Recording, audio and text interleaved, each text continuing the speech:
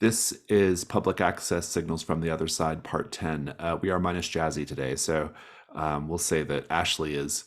Um, well, I was going to say Ashley is off bemoaning missing Nathan, but Ashley doesn't know about Nathan, so we don't know where Ashley is. Ashley's having a free day from latchkey duties.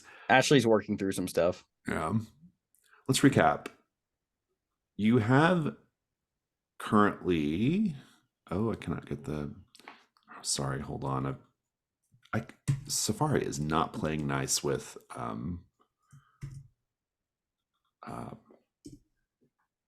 sheets for me lately. I don't know what the hell's going on with it.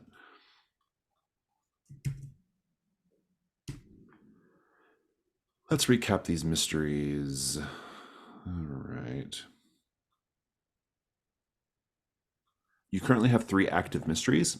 One of them you have not really started, so I'm probably just going to introduce it again just so that we're kind of reminded of exactly what's going on. But the 2 that have been going for a bit are Zagreus and Slumber Party Summoning Circle. So for Zagreus, you have actually you have 2 questions available at this point.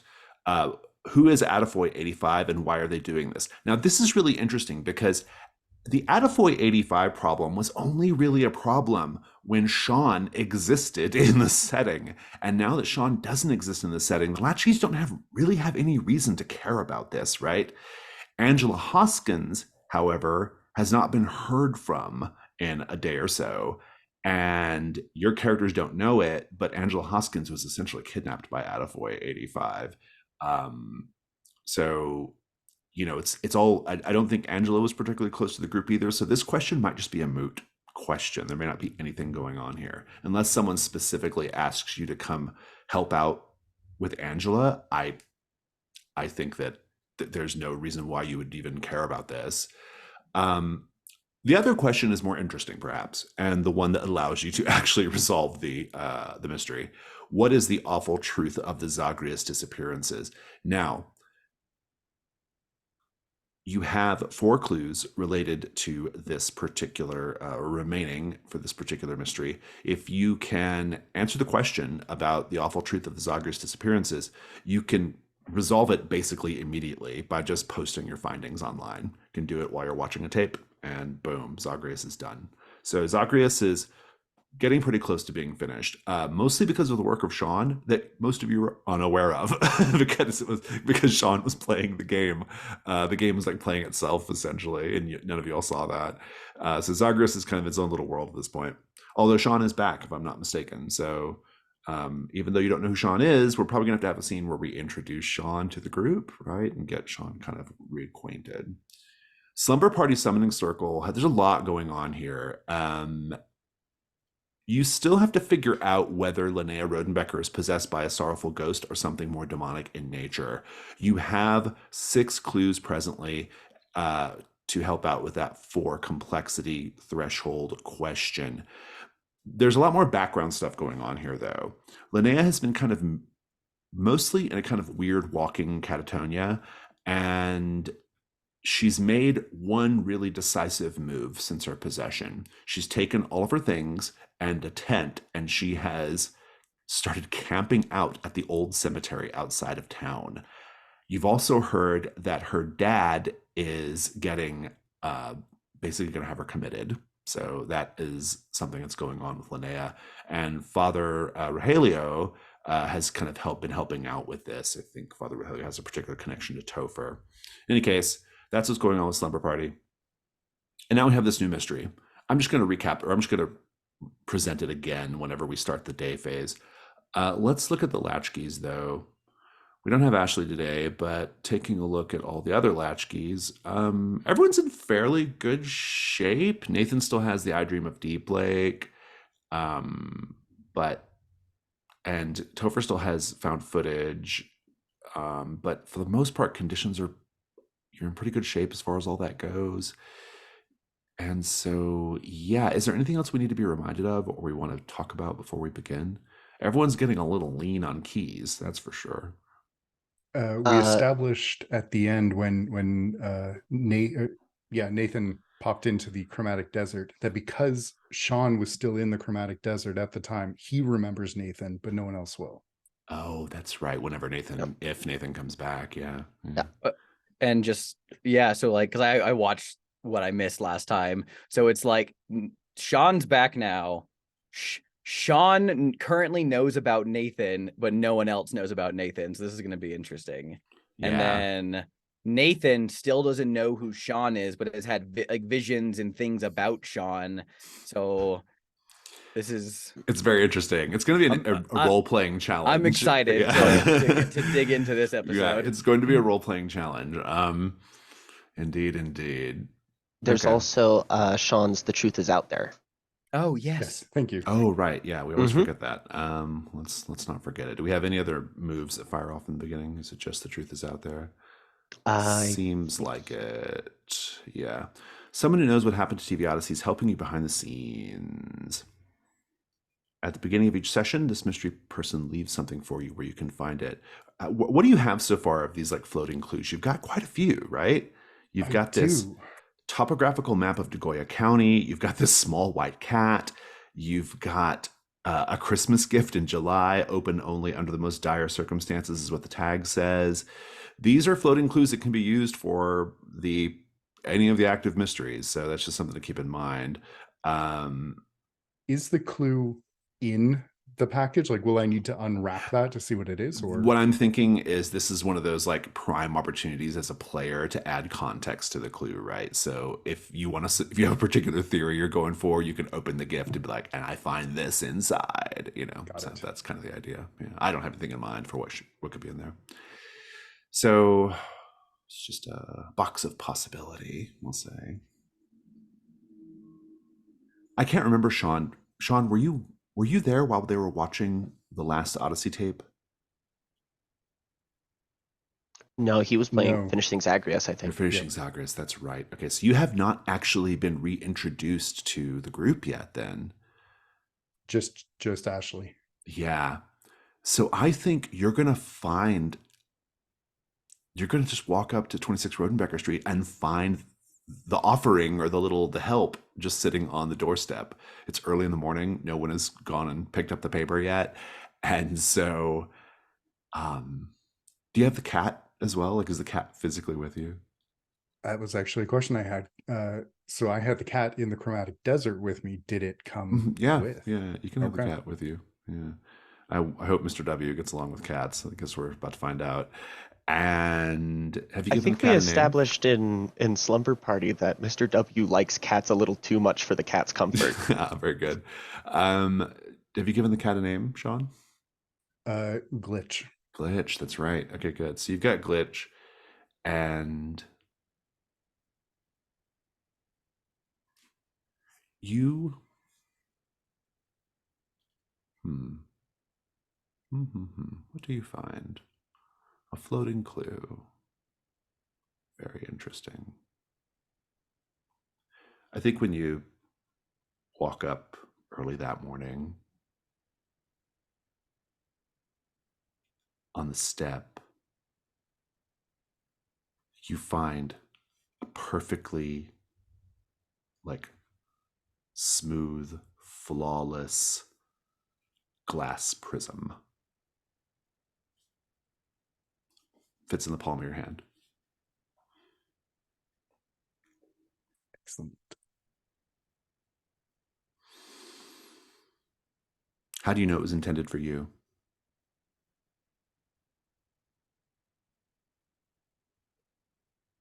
I think that the way the early morning light is hitting the prism, the rainbow is split in such a way it actually forms a triforce on the step. Very nice. Good answer. I'm going to reintroduce the Whisper, and then we will have a scene with Sean coming to 26 Rodenbecker Street. It's been all over the news recently. A block party ended in tragedy when Marguerite Lennis, age 71, murdered her husband with a pair of garden shears in front of the whole neighborhood. When asked by her neighbors and the responding police officers why she did it, all she said was, "The house told me what he did. None of us are innocent." Marguerite was later found dead in the station's lockup. She had hanged herself. So, big drama. The block party in question happened on Mahogany Place, the only completed section of the abandoned Playa Morado housing development outside of Deep Lake. It is a single street of 16 houses surrounded by empty lots and desert. Now, we have already talked about why why Playa Morado was never finished. Also, worth noting, Ed Rogelski, a conspiracy nut and resident of Mahogany Place, has been posting extensively on messaging boards and local chat rooms about the strange goings-on and paranoia in his neighborhood. Between the murder of Mr. Lennis and Ed's ramblings, all of this eerily aligns with a well-known urban legend in Nagoya County, the Whisper. Depending on who you ask, the Whisper is either a demon or aliens or the Illuminati or something similarly hard to believe, but the details are usually the same. A voice in your walls that tells you the deepest, darkest secrets of your friends and family and what they really think of you. Now, we know already that Ashley's family was affected by the Whisper back when they lived in Deep Lake. Maybe the Whisper is a supernatural entity. Maybe some shadowy group just wants people to think it's a supernatural entity. Either way, Playa Morado is only a 20-minute drive from the house on Rodenbecker Street. What harm could it do to check the place out? So the question here is the Whisper a supernatural infestation or a man-made experiment? It's complexity 4, and it's a threshold question. You also have access to the key of the unspoken. Each of you finds something another latchkey does to be quite annoying. Who is it, and what is their annoying habit? So, Sean, do you just ring the doorbell, or do you walk in? What do you do? I assume my key still works. Sure it does. Then what? You go in, I think there's nobody around. Is Or all of his at least on the stuff ground still there? floor. Like, is his room as he left it? Yeah, they said that they found that room with all the stuff in it that they thought the previous renter left. The Atari's hooked up to the TV now, though. Right. Oh, actually, I think when you walk in, I think Casey and Elliot are sitting in the living room playing your Atari. They're like, God, the graphics suck so bad, dude. Yeah, this is horrible.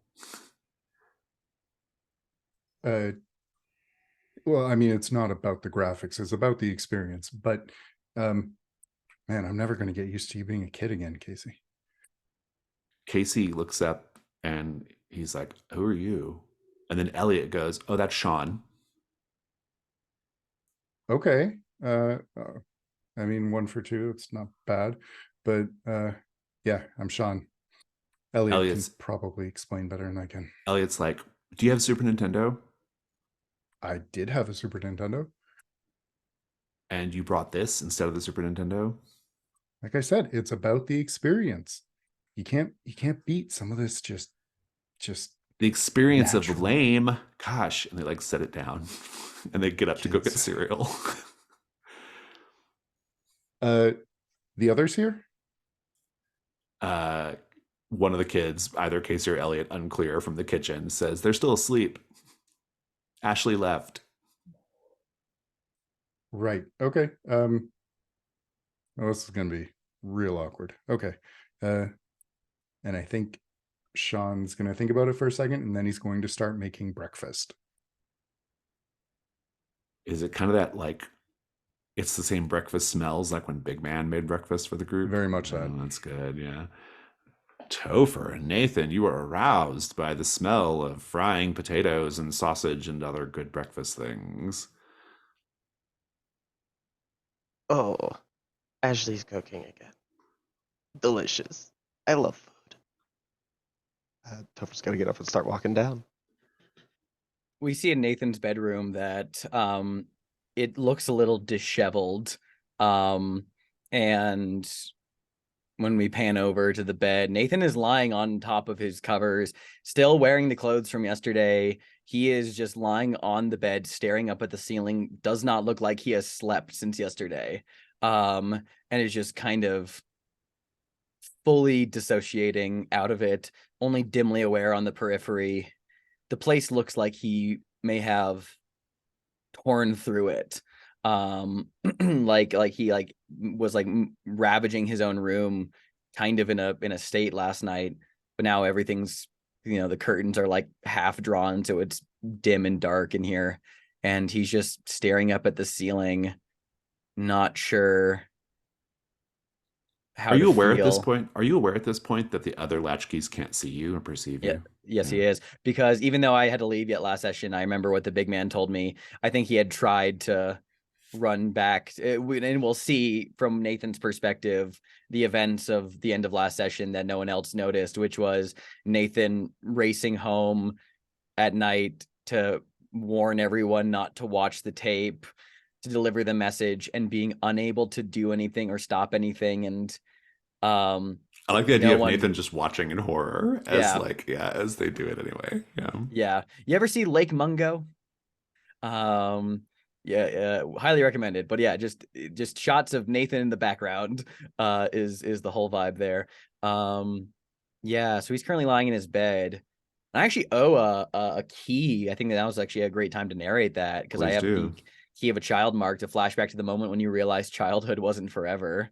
um as Nathan is staring up at his ceiling, just face expressionless, he thinks back to many years ago, childhood, back in Deep Lake before he moved away. Um, young Nathan, as always, in his jeans and graphic tee and unbuttoned Hawaiian shirt, his eccentric little fashion tastes, is, like many of his memories, his best memories rather, at home, indoors, in his room, playing with just whatever odd things he's assembled. He didn't have many toys, but he had a lot of like little bits and bobs that interested him. Listening to music, little paints, things and such like that. Um, and it's summer vacation between years of school. And it's one of those summers that feels like all the other summers before it, forever, feels eternal. That state of transition from one year of life to the next almost goes on indefinitely. And he's had many first days of school. He's had many last days of school. He's had many summer days of fun. He knows the strange feelings well of one period of eternal childhood ending and moving into school, and then that period of routine and tedium ending and embracing that feeling once more. But as a child, you never really process those collectively. They exist in an individual state. And he hears a knock at his door as his mother pokes her head in, sees him painting, and she's like, "Nathan, honey, I need you to stop what you're doing. You got to come with me." And he's like, "No, I'm painting. What's going on, Mom?" And Nathan's mom says, "Honey, just put the paints away. Okay, like we got to go to the hospital.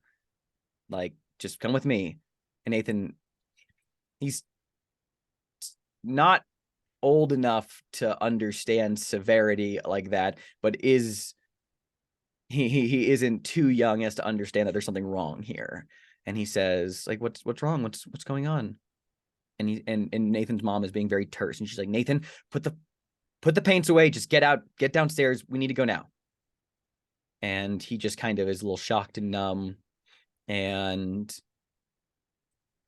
the rest we see, much like as young Nathan would have experienced it, more as a string of events, one after the other, kind of washing over him, not fully there, not fully detached, being driven to the hospital. His father was in a car accident. He's okay, but it was a bad wreck. And his dad ultimately pulled through, which everyone was thankful for. But that's not the point of this memory. After that incident, for a while, Nathan's dad was injured. Like he had to regularly receive help. He needed mobility aids for a bit. Even to this day, he still needs a little assistance getting around. But at that moment, Nathan's life of just a carefree childhood of just kind of embracing and following his own wonder ended as he had to begin helping, not as a kid, but as basically forced to grow up to help cover things around the house, do more chores, help in the kitchen more often. And that's the day that he no longer felt like his childhood would continue in this state of eternal wonderment. It was the day that he realized that he's going to grow up and it's happening faster than he wants. And we cut back to the present day with him staring up at the ceiling. Casey is knocking on your door, Topher, and says, Topher, there's like some weird man downstairs making breakfast. And Oh, the big man? Elliot is shut up. down the hall knocking on Nathan's door. And Elliot says, Nathan, do you have Cinnamon Toast Crunch? And Casey's like, who's Nathan? Elliot, no one's in that room. He's like, what are you talking about? Of course, Nathan's in the room. No, as far as I know, no one. What do you mean? Is that He's like, another well, one of those? in any case, Sean's back. He's making breakfast downstairs. And Who? he goes down. Casey's The like, big I don't man know told what's you his going on name? here. I don't know what's going on here. He is a big guy, though. And Casey goes downstairs. I feel like Nathan like looks at his bedroom door, like that stirs him out of it, and he's just like, Elliot, can you hear me? Elliot? What do you two do? Topher's going downstairs. There is indeed a strange man making breakfast down in the kitchen.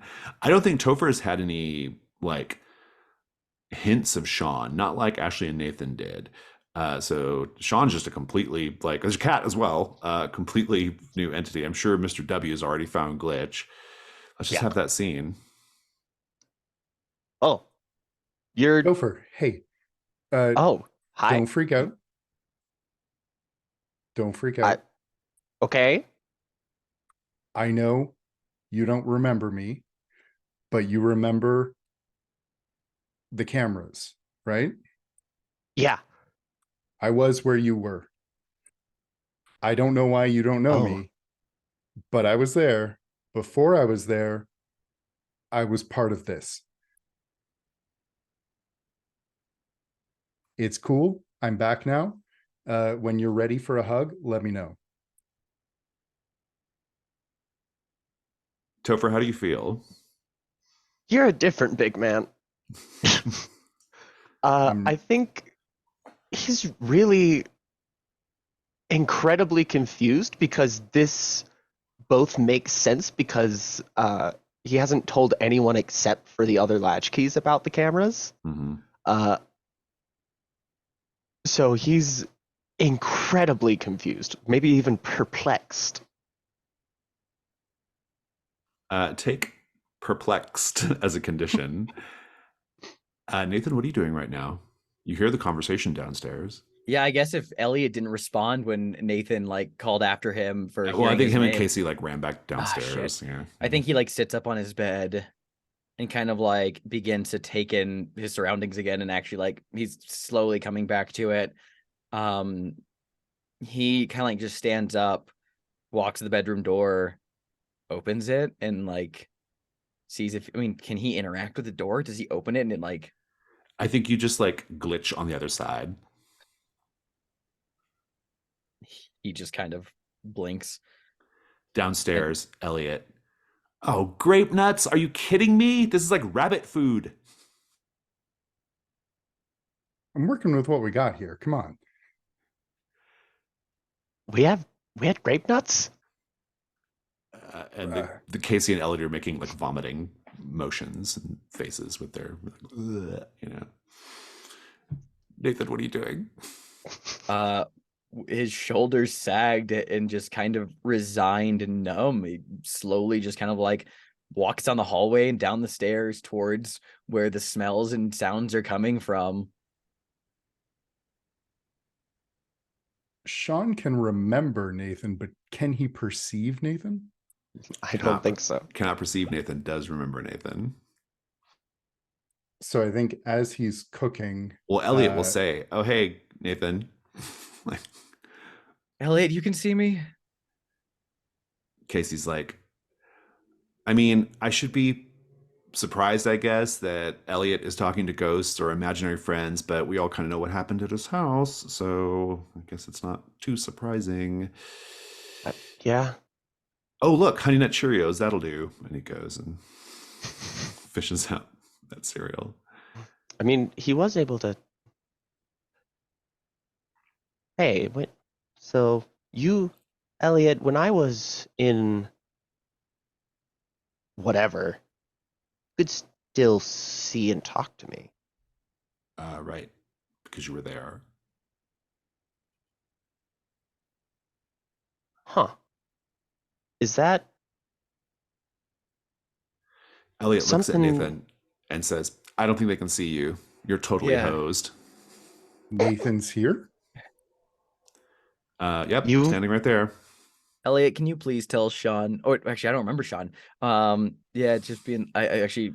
Yeah. Oh God, I have a different perspective of Sean right now. I think what Nathan does, he's like kind of staying there, but he's like looking at Elliot, and he says, "Wait, just you can hear what I'm saying, or can you only just see me?" I can hear you. Nathan, Uh, can you hear me? He kind of like looks over at this man and like is unsure if he wants to acknowledge him. Elliot says, yeah, I can totally hear you. Thanks, Elliot.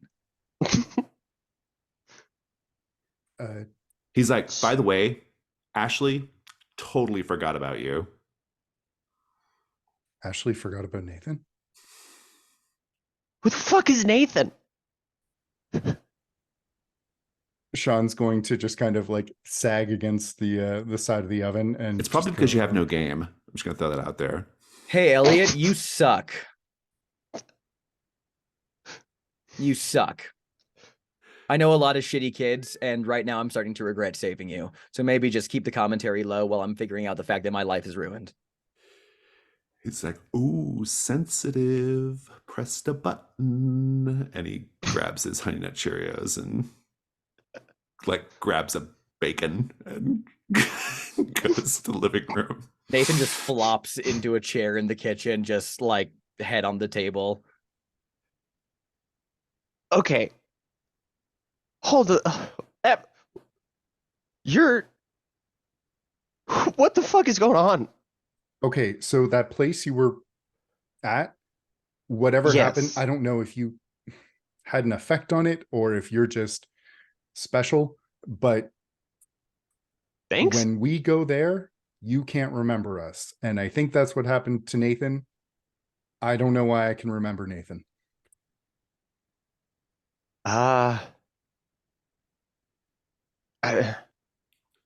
Casey Nathan hollers, this is one some of us. Twilight Zone stuff, is what this is. True, he's right. It is. It really is. I'm so confused right now. So you're not the big man. You're just a big man. I'm just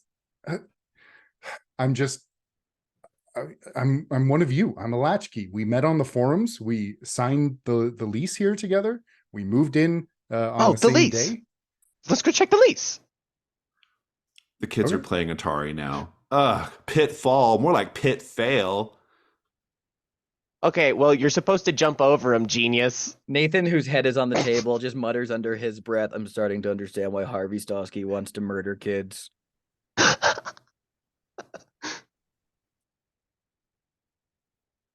So all of this gets disrupted by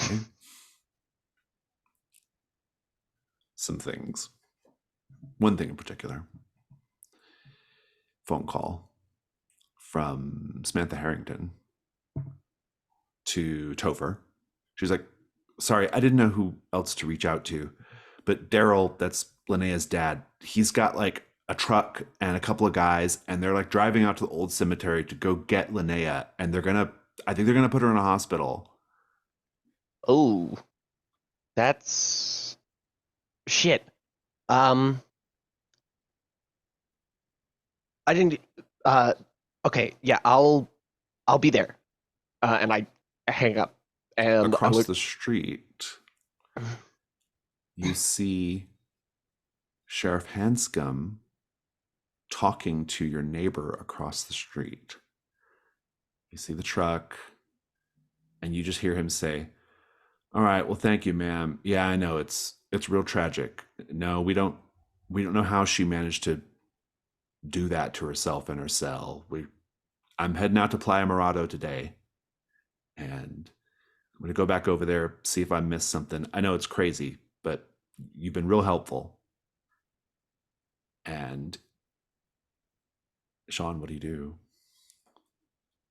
If Sean sees him out the window, maybe while Topher's on the phone, he's just going to kind of mouth, "I'll be right back," and turn off the stove and head out So and just say, "Hey, Topher's Bill." got this slumber party pressing situation. Sean's Sheriff Hanscom is obviously looking into Playa Morado because it's a big deal and a crime, two crimes that happened. Nathan, what are you doing right now? I think after Sean leaves the kitchen, we just still linger on Nathan, whose head is just on the table, and his hand just kind of like meekly reaches out to see if he can even grab a piece of bacon that's on the table. Just tries to palm it to see if he can even interact with that. Elliot says, "You should get one of those hypercolor shirts. I bet Ashley would like that." What's a hypercolor shirt? And they just, and like he just mutters, he's like, "Oh, he's so lame."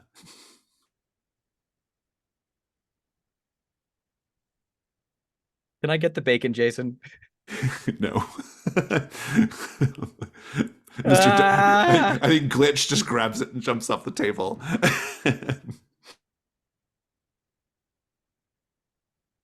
Like Tantalus. Ironically, glitches the bacon. Yeah. And so, well, Sean, you're right there with Sheriff Hanscom. He's he seems like he's going door to door, and when he sees you come out, he's like, "Oh, hey, can I ask you a question, sir?" Uh, yeah, and he's just going to, I think he's going to go in for a hug. He's like, "Oh, hey, hold on there. Hey, this is like the day Oh, move. What do you afraid is going to happen if you fail?" oh no. um, I mean, this could technically be viewed as assault. Go ahead and roll with composure, I guess. Maybe presence. We'll go with composure. That's a 12. Oh, I owe you a bonus as well. You'll know the bonus when you get it. He lets you hug him. He's like, "Oh, hey, are you are you okay? Is everything fine? Did you did you know Marguerite?" Marguerite, no. And he'll kind of back up and he'll say, he's thinking frantically.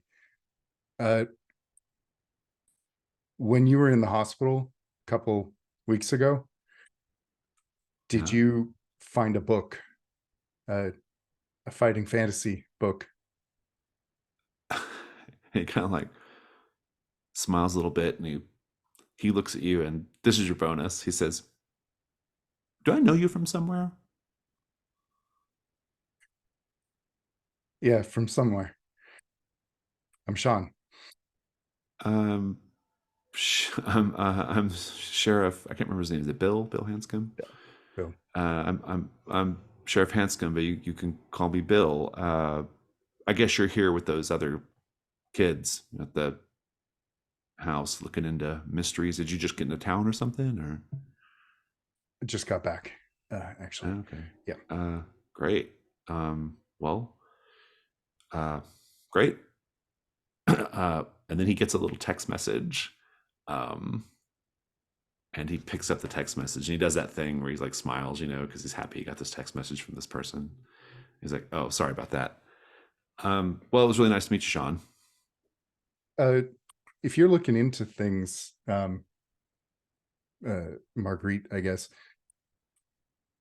do you need a hand company? Okay, I get it. This people are already saying it's the whisper. I know the stories, and so I guess um, you and the dynamic duo in there are interested in this mystery as well. Duo, right? Yeah. I mean, we're basically we're Mystery Inc., right? Right? Yeah. Okay. Um, yeah, you can ride along. Why not? Great. Yeah. Cool. Let me just tell the other Scoobies. And he, yeah. Okay, so let's go back to the house. Topher, what are you gonna do? I think after ending the phone call, she's gonna call out to Elliot and Casey and be like, "All right, if you need something, you have my bricks number. Call me if you need it. I'm gonna get going. I gotta find that big guy. Elliot, please tell Topher to stop. Tell them to wait 1 second. Elliot, please tell Topher to wait. Nathan's like totally hyperventilating right now. Oh, who? No, say Nathan says hold on. Yeah, he's really freaking out right now. He's pretty. Elliot, say these words. Nathan says hold on. He's kind of high strung. That's what my dad would say. Nathan, please. Elliot, I'm Nathan. Fuck! Elliot, please, I'm begging you. Tell Topher to hold on and just wait. I want to talk to them. I need you to help me. Topher, can you just like wait a minute? Oh, yeah, sure. What's up? Okay, Elliot, thank you. I'm gonna buy you a whatever Cheetos or drinks you want once we figure this out. Flamin' hot Cheetos? What? I'm gonna buy you all the flaming hot Cheetos you'll ever want if you just work with me and cooperate, please. I'm asking you not to be a 10-year-old for about 5 minutes. Okay. Say, Topher, have you ever seen the Richard Dreyfuss movie Always? Topher, have you ever seen the Richard Dreyfuss movie Always? No. Okay. Anyway, in that movie, Richard Dreyfuss is a ghost and needs to use a homeless person to communicate with a living person. That's not what's happening here, but it's similar enough that I'm using it as an anchor for my emotional sanity. Okay, so I have to go with you because I'm like your ghost whisperer or whatever. That's not what I said. Oh. Oh. You can. Oh, cool. I No. guess. He's like No, actually. He's actually like. He's so heartbroken that Ashley broke up with him. He actually like astrally projected to another dimension. That's not. Are you? Okay, you've lost all the flaming hot Cheetos. I'm not buying you shit. Do you have like this weird? Elliot, are you projecting via your imaginary friend onto Ashley? You have a Yes, crush on he her? is. Yes, he is. He's like, ew, no way. You sure? I don't know. Casey starts doing a whole Ashley and Elliot sitting in a tree. Da, da, da, da.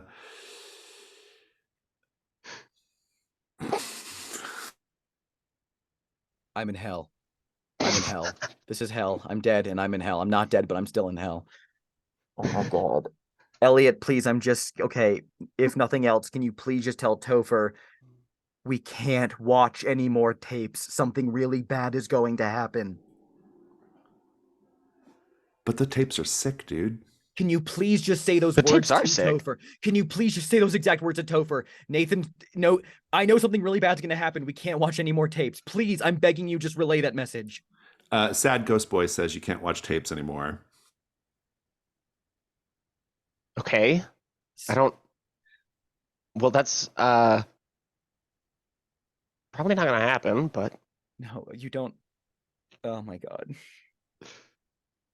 sorry, did you want to like come along to the weird cemetery with me, or would you rather just stay here and hang out with your friend? Because it's gonna be like a cemetery.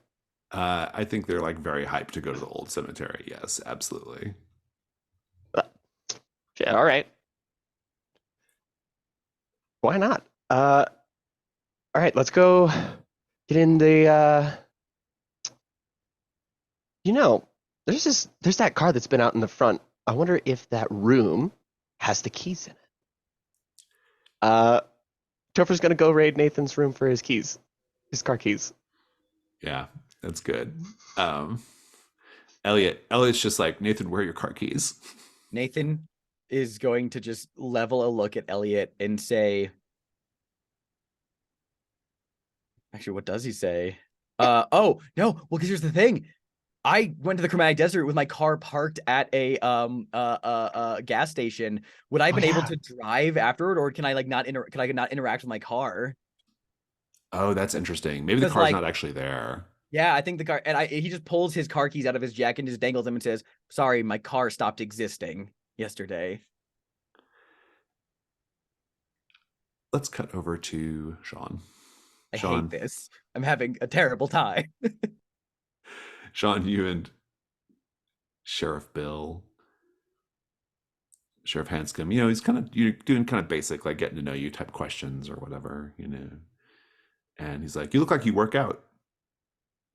A little bit, yeah. It was a personal trainer, actually. Oh, okay, cool, cool. He's like, did you play football or anything when you were in school? Lacrosse. Um, Oh, lacrosse. Okay. Um, that's cool. yeah, I actually we met at Pine Rock Ridge or Pine Ridge, the camp. Who? You and me? Yeah, you probably don't remember. You saved me from drowning. No big deal. Oh yeah. Okay. That's where I know you Remember from. that? Okay, I'll take it. Yeah, cool. Yeah, that was I mean, there me. were well, he's like, that couldn't have been you though. Could have been. I don't think so. Well, That I kid remember you. that kid had red hair.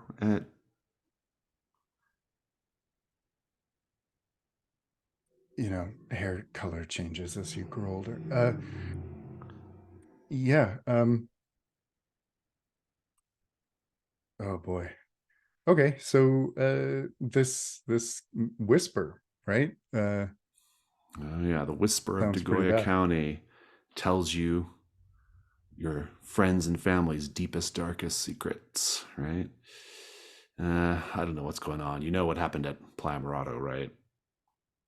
I heard Lady kills her husband out in front of her entire neighborhood. Well, garden shears. neighborhood is an interesting way of putting it. It's just a single street with a bunch of houses. The community was never finished. The development just kind of, and kind of like as you're pulling in, pulling up towards it, he's like, well, as you can see, it's mostly just desert, some houses on the hill, and he, pulls up and onto Mahogany Place, which is the one street that was finished. It's a serpentine road ending at a cul-de-sac, single-story modern houses with gravel front yards, surrounded by empty lots and desert.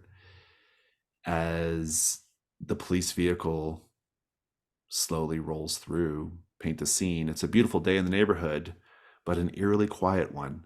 What do we see that suggests this is a place of subtle hostility and not a friendly community?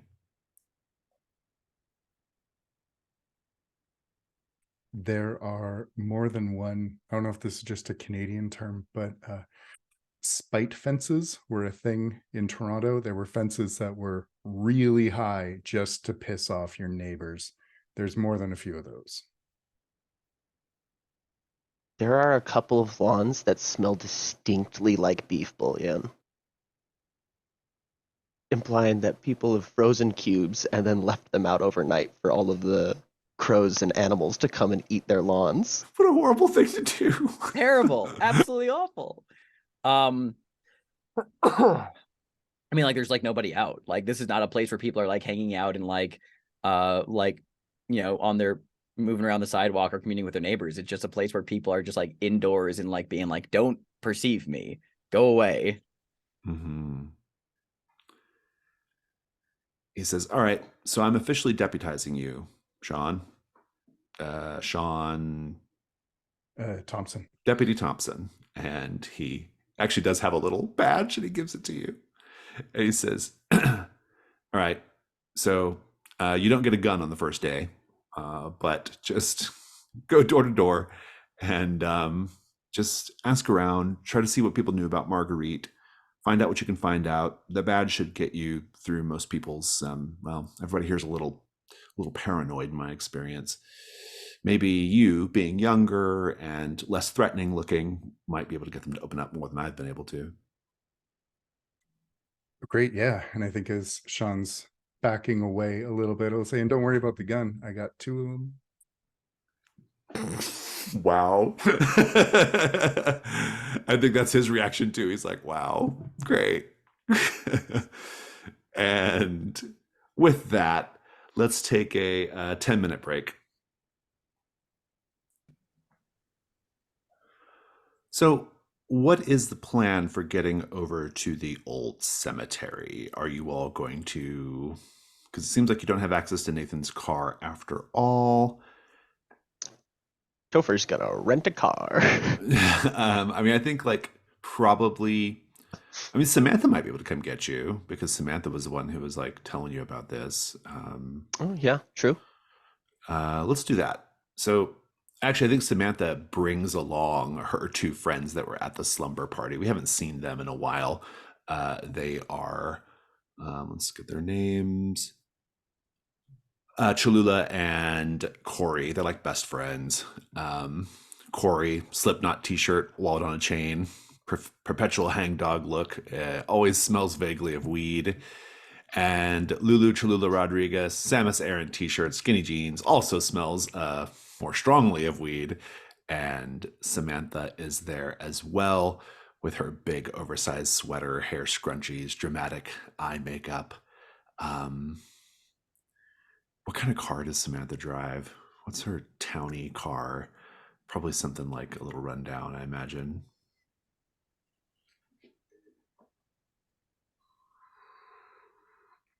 A not so bitchin' Camaro. Yeah, there you go. Exactly. And it's gonna be hard to fit you all in there. You might have to get a couple of kids on your lap. Nathan, I don't think you really even have to like, you can just be there. You can just be at the old cemetery. You have that Chromatic Desert privileges. I think when you guys pull up, when the clown car Camaro empties out with kids and all kinds of other people, yeah, you are, I think you see, for the first time, you've never met Daryl Rodenbecker, but you see Daryl Rodenbecker, and he's got a brown Western shirt with pearl buttons, cowboy hat, and he's there with a couple of his buddies, and they are kind of pulling up to the cemetery just as you are. And Samantha's like, "Oh, there's that piece of shit now. Come on, we gotta stop this. I don't know what's happening with Linnea, but she definitely doesn't deserve to be put in an institution." And they all get out. What do you do, Topher? Nathan, you're there as well. What do you do? I think that Topher gets out and like kind of motions for the kids to follow along and has Mr. W between them. A lot of people in that Camaro. Oh yeah. No, it was fucking packed. Mr. W loves cuddling though, so he was fine. Casey and Elliot immediately run off because this is all just so sick, and they like run off and they're like, effing around with old tombstones and shit, you Yeah. know. Keep an eye on him, Mr. W. Right, Mr. W trots off after them. Yeah, I think Nathan is just like hanging around next to Topher, just kind of like moving and following and just not really doing anything, just kind of just following, like he's just kind of going on autopilot, and just kind of follows around with Topher. I think Daryl, when he sees you all pull up, he especially sees Samantha, and then he's like, "Oh, did you bring your little gang of misfits with you, Samantha? Samantha Harrington, the shame of Deep Lake." And Samantha flips him off, you know, and he walks up to Topher, and he's like, "Who are these kids?" And then he looks at you, Topher, and he's like, "Well, you're not from around here." Well, I am, but that's not her here or there. I assume you're Daryl, the Dick of Deep Lake. Ha ha. I'm gonna go get my daughter to get her the help that she needs, and I definitely don't need her weirdo, rundown, wastoid, wipeout friends to get involved here. So So why don't you get you're back gonna in your you're gonna kidnap a legal adult who chose to not live in your house anymore. Is what you're gonna do? Is that why it? don't you get back in that beater Camaro and roll another joint and go do whatever else you have to do that's so pressing in your life, which I'm guessing is probably nothing, and let me handle this family business. Yeah, sure. You want to come with me? You seem really fucking high strung, man. You could use one. Listen, the Rodenbeckers have lived in Degoya County for generations, going back to the 19th century. We have endured more hardship than you can imagine, and we've always managed to come out okay on the other side, all right? Whatever's Yeah, happening to yeah. Linnea is no different. She's a Rodenbecker, and so this is something for Rodenbeckers to figure out. So all of you just Shouldn't keep you your be trying to noses figure out where the fuck Dolores got to? and and I think he's just like getting really, like, the situation's getting really hot, right? And Cholula's like, "Oh shit, I can tell where this is going." She's like, she's ready to, I think she's ready to throw hands. And uh Corey is like, "Oh, I need a," he's like, Corey's like trying to find a joint. He's like, he needs to, no, Samantha's like, "Can we just," Samantha's marching ahead to Linnea's little encampment. Nathan, what are you doing while Topher's keeping Daryl busy? Um, God, I mean, he's just staying right where he is and just kind of like moving around. I guess like if Topher is in the middle of this argument, he's just gonna dissociate a bit and like kind of like turn and like walk off and attach himself to somebody who is just moving around, and he's more just kind of in his head. He's not looking around, and he knows, he's remembering that if he looks for anything here, if he wants to help them find more information, he remembers Topher very well. Like he remembers that Topher could only show us what he found when we watch tapes, and we can't watch any more tapes. Hmm. I think Nathan, though, kind of dimly becomes aware to see if he's like, if he notices these cameras he remembers Topher talking about. Mm. That can, that'll justify the meddling move. Go ahead and roll with sensitivity. Sure. Do I have anything on use here? No, I'll just roll flat. And I don't have anything that'll give me disadvantage. Love that for me. All right, Nathan rolls 11. Nice. You'll get a clue here in a bit. Let's cut over to Sean. So, Sean, what's your first move here? You've been deputized. Yeah, I think his very first move will be to kind of just like look down and go, "Why the hell did I do that with the guns? God damn it." And then he'll walk to the neighbor of the Lennises, just one side or the other. Yeah. So, I think the person who lives in one of those houses comes out kind of a middle-aged guy, a crew-cut jarhead guy, khaki shorts, salmon-colored polo shirt, a very like you can tell he's definitely wearing a Rolex on his wrist. He kind of comes out and almost like marches out front. He's like, "Hello, son. I'm Maynard Keene. I'm in charge of the community watch around here. Who might you be?" Hi, Mr. Keene. I'm Deputy Thompson. I'm here just trying to get a bit more information about what happened a couple days back. He's like, "Damn, son, you look pretty fit. Have you ever thought about joining the service?" Uh, uh, no, sir. I have a different calling. "Do you have a problem with serving your country, son?" No, I think they have a bit of a problem with me, sir. "Oh, really? You been into some bad stuff, son? You've been partaking in the wacky tobacco, as we used to call it back in the day?" No, sir. Just anyway, the What's that on event your shirt last there? Is that like a Shriners thing? not really, but represents I'm guessing courage you're here and about power. Marguerite Linus.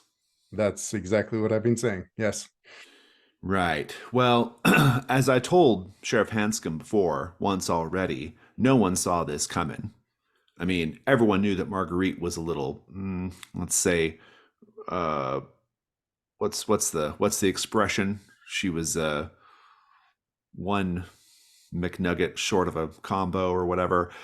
She was not all there, and I don't think anybody thought she was going to do something so extreme as to murder her husband in front of all of us on luau night of all places.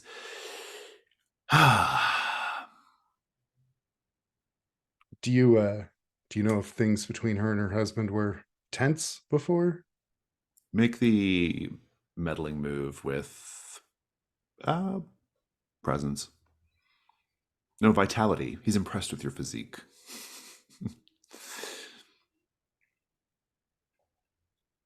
That is 11. He's like, "Why don't you come on inside?" And he opens his garage door. It kind of rolls up. And he's got like a whole like home gym situation in the garage. And he's like, "Why don't you spot me? And I'll tell you what I know." You got it, Mr. Keene. And yeah, so he's gonna do some bench presses, and he's gonna tell you some stuff that he knows. We'll come back to this. So, Topher, I think Daryl's had just about enough of you, and he takes a swing. And Corey hangs back, but Cholula, she gets right up in there fighting these other guys. Obviously, Mr. W runs back, barking like crazy. But what do you do? I think that Topher is going to lean into the punch so that it doesn't hurt as much and then shoulder check him. Nice. It's the day move with vitality. What do you afraid is going to happen if you fail? Well, Topher's going to get knocked out, just straight up unconscious. Yeah, go ahead and roll. I don't think any of your conditions apply. Okay. Oh boy, vitality of 0. Mr. W's helping out though. Oh, okay, yeah. So yeah. we'll do that. We'll do with advantage. Yeah. That is a 9. A 9. I think you're gonna the group will win the fight and kind of chase Daryl and his goons off, but not before you get roughed up a little bit yourself. You've already got 3 conditions, so you might as well turn a key because you're gonna get a 4th one. Yeah. So you'll have control of the fight, and you'll win handily. Let's check it with Nathan, though, briefly. Nathan, I owe you a clue from poking around the old cemetery. And first of all, you will see Linnea's encampment. She has a tent. She's set up between a couple of old vine-choked mausoleums, and she has a little encampment set up. She must have done some camping in her youth because she's made a fire and everything. You know, it's not going right now, but she clearly has had it all set up for that. And she's just standing in her encampment with her hands spread out wide and her head back, like she's receiving some kind of signal from the sky. That's not even your clue. Your clue, as soon as I pull up my list.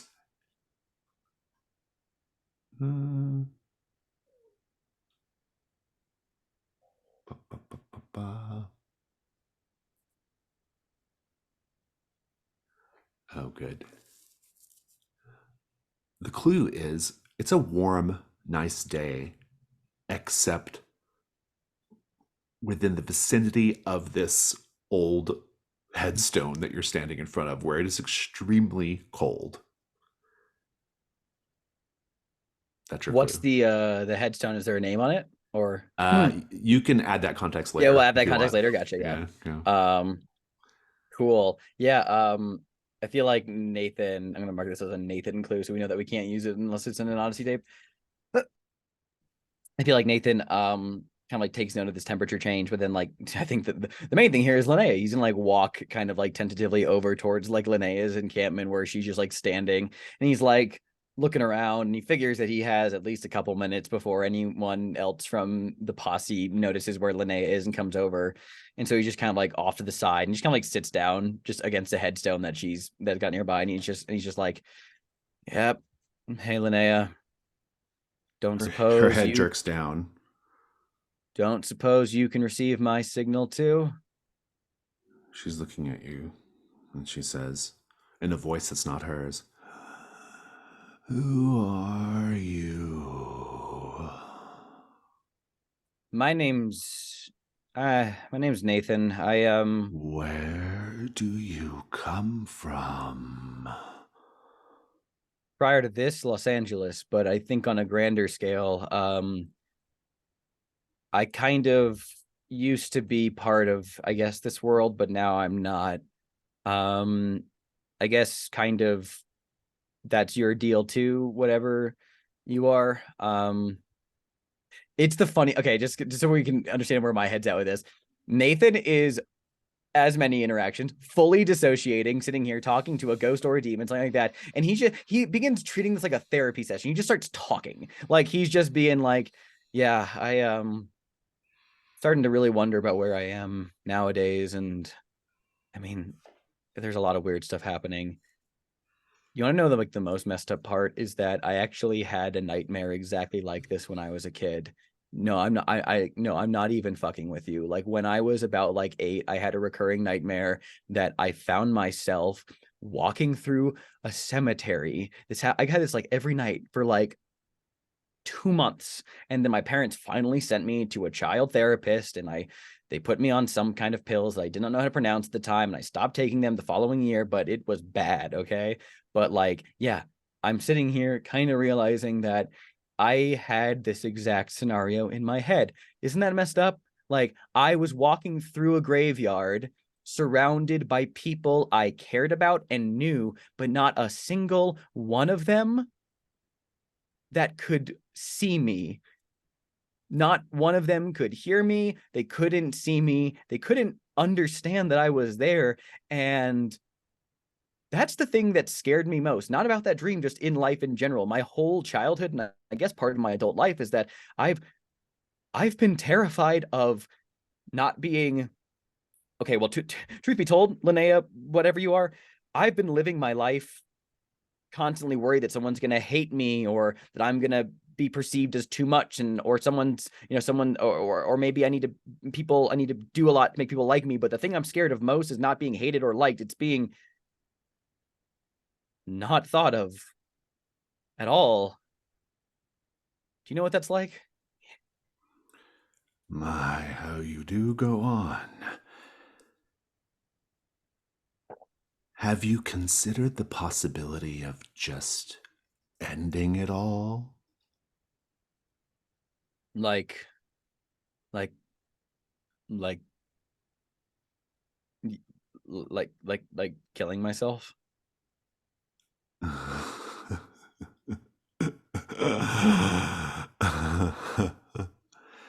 In your case, switching off the signal. Funny, yeah. Um, I We got have asked to that. go now. Hmm. And Linnea, like, kind of stands up, but almost like she's being operated like a marionette. We have to go now. You'll be able to find us at the meatpacking plant. We have to say goodbye to some old friends. One old friend in particular. At a meatpacking plant? Consider my advice. You can make the pain and confusion stop whenever you want.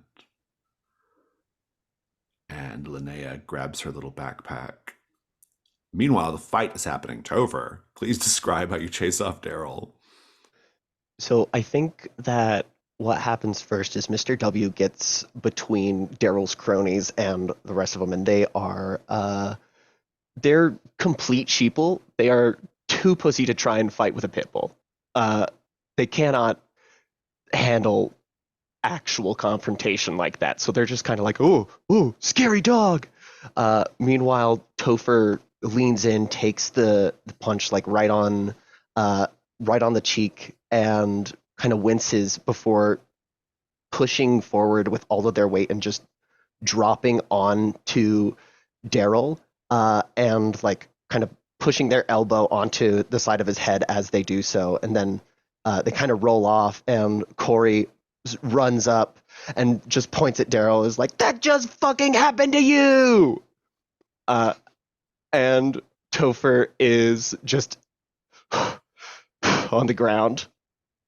Casey and Elliot are totally into this. They're like so on the sidelines, like, this is sick. This is the best thing ever. Oh, okay. Linnea! And Topher sits up and looks over at Daryl. Okay, I think he's unconscious. That's fine. Let's go. Someone should call someone for him, probably. Uh, I think one of the kids like stands over Daryl and is like, "You got," and then. But I think Linnea's gone. yeah, I think it's funny if like Topher comes like running by Nathan, in pursuit of like trying to go the way that Linnea went. Just as Topher's running by, Nathan's just like, "Hey, Topher, she went that way." Just points. But Of course, Topher can't see you. Yeah, Sean Maynard is doing some this, and he says, "Yeah, everyone's got weird ideas around here. Everyone's a little funny. Always. Everyone's got secrets. I learn things because I'm part of the neighborhood watch." Of course, yeah. Keep your feet flat on the floor. Right. What kind of secrets? Well, for example, do you know? Well, I don't know who you know around here, but Garrett Downs and David Trong having an affair. Oh, and that's bad. Well, they are definitely doing it as surreptitiously as they are able to. They're not exactly, you know, out on the front lawn doing their thing. Not like Marguerite killing her husband. That was rather public, I hear. It was indeed. It was Hawaiian night. I mean, come on. Could have waited for Thanksgiving. Uh, so, you know, everyone's got their little secrets. Everyone's got their little things. I hear them sometimes. I hear the secrets. I hear what happens around here. Who tells you the secrets? Wouldn't you like to know? And I mean, I'm working with the sheriff here, so anything you can offer would be helpful. and he kind of gets a little smile. So that's you have a clue. The clue is these two characters, Garrett and um, Garrett Downs and David Trong. David Trong are having a secret affair. That is the clue. And now we have a special rule that is invoked as well. I have a reaction called Reveal a Secret. I can tell you more, but then you become marked by the whisper. So how much more do you want to know? Well, I mean, Sean wouldn't know about this yet. He's doing his job. Sometimes those secrets are a little close to home. You know what I mean? Take my wife Peggy, for example.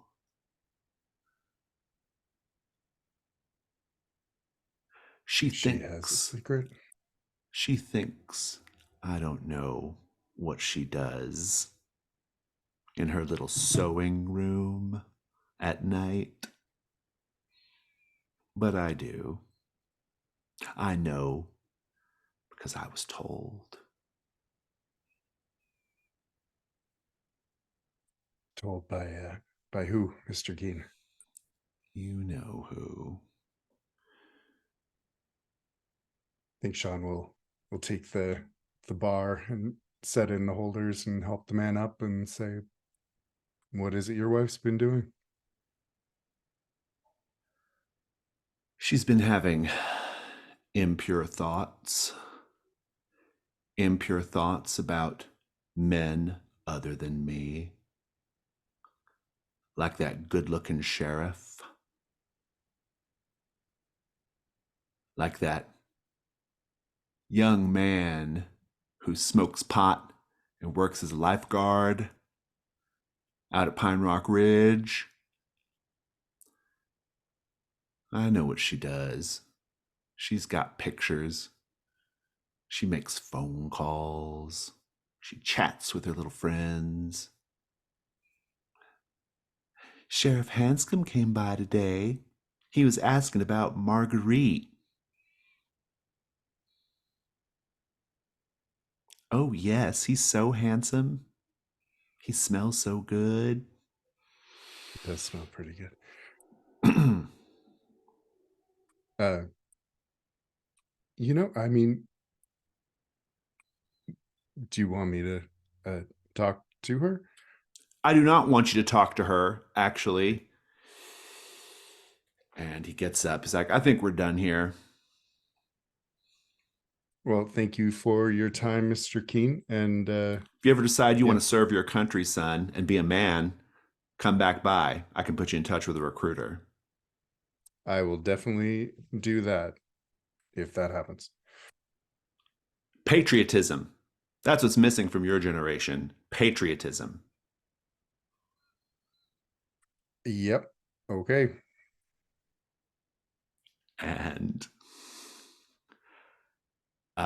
that's another clue. Peggy secretly pining over hot young men in town. But you are now marked by the whisper.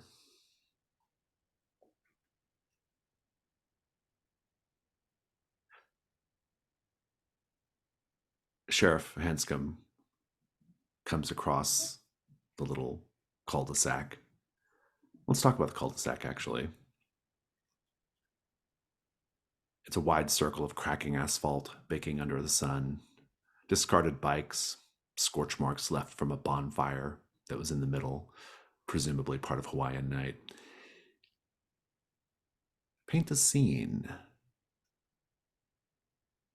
This is where Marguerite Lennis murdered her husband. What remnants of that traumatic evening are still lying around?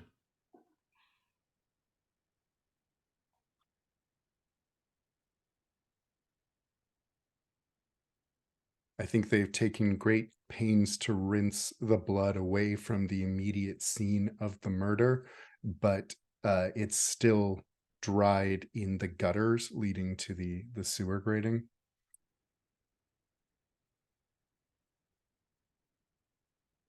A bunch of the assholish neighbors that inhabit this place have put a bunch of like new garden shears at the house. There are various like plastic cups that are still just kind of like discarded and crushed on the street from when like people would have like dropped their drinks in like shock and horror and like ran away from the brutal scene, and they just haven't been picked up yet.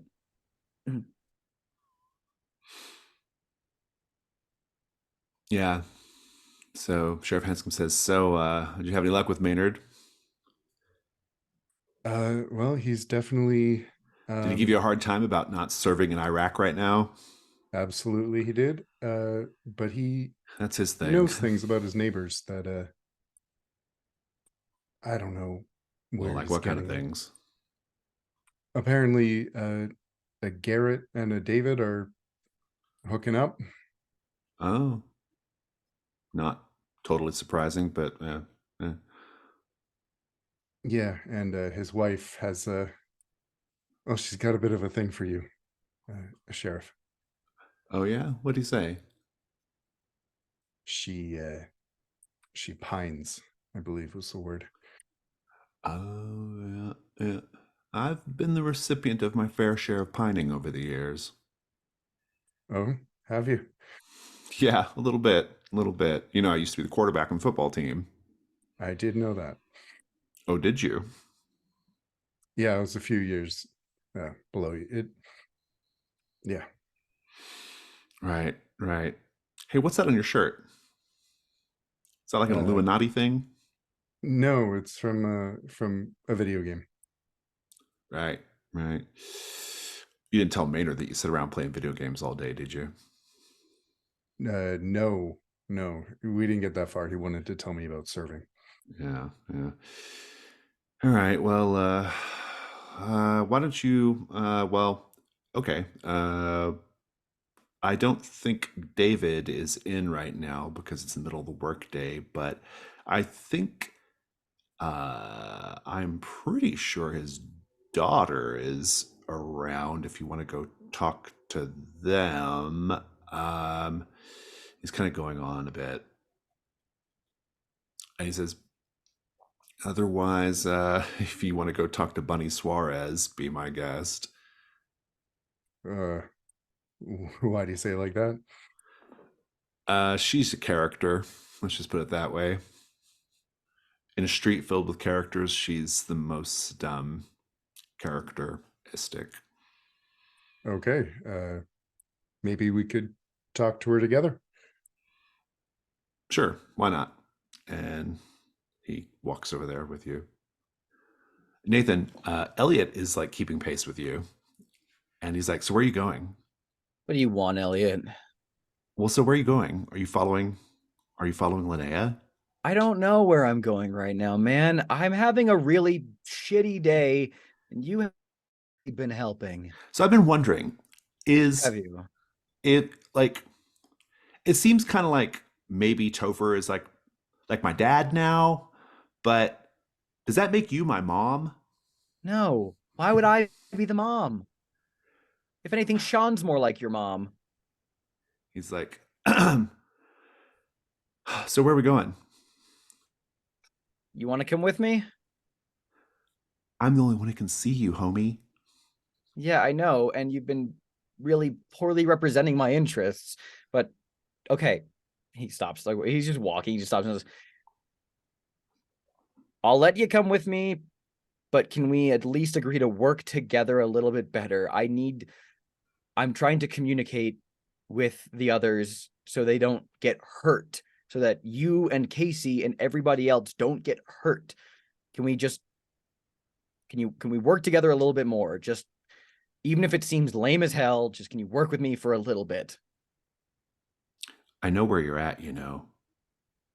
Where I'm at? I've seen it. The place that Topher has been to, and where this guy Sean has been, supposedly. I don't think you're ever coming back, Nathan. Thanks. I love hearing that. So you should probably just get accustomed to your new circumstances. Otherwise, you're going to be forced to touch the pure white signal. Yeah, I And don't you want to don't do. want that. No, I don't want that. But like, Elliot, when Topher was going through that weird shit, they could speak with us. We still remembered them. They could interact with everything. I can't do anything. I tried to pick things up and show us signs like Topher did, but I can't do that. It doesn't work. I don't know what I'm doing wrong. But He there, says, I have something to tell you. you do? Somebody wants me to tell you something. And if I don't tell you, there's going to be big problems. Then you should probably tell me who wants you to tell me this. I have to whisper it in your ear. Elliot, we're the only ones in this cemetery right now. Why do you have to whisper it in my ear? They were very clear about that. I have to Okay, whisper it in your okay. ear. No, okay, sure. What is it? He goes up to your ear. Little pig, let me in.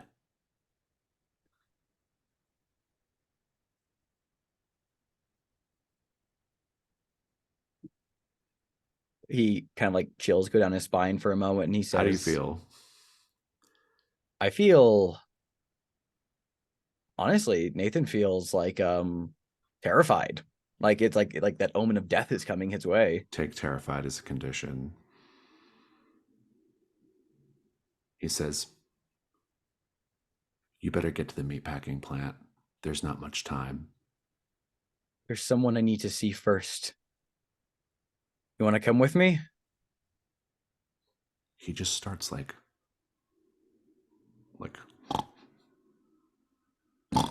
Elliot, no, stop. Don't do that.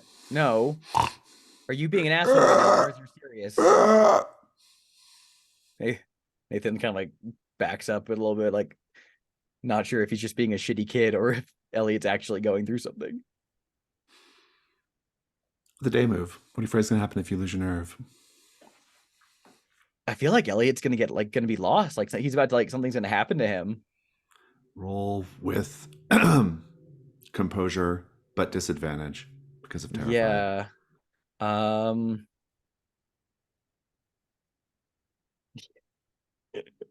don't have any. I can't think of an argument for any of my items, so I'll just roll disadvantage, which is terrible with the number of keys I have at the moment. Oh, okay. Plus composure, you said? Yes. 9. Okay. Wait, no, sorry. No, sorry, not two lowest. 7. Okay. So unchanged, but yeah. You keep it together, but you take a condition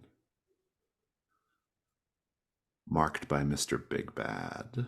Oh no. God damn it.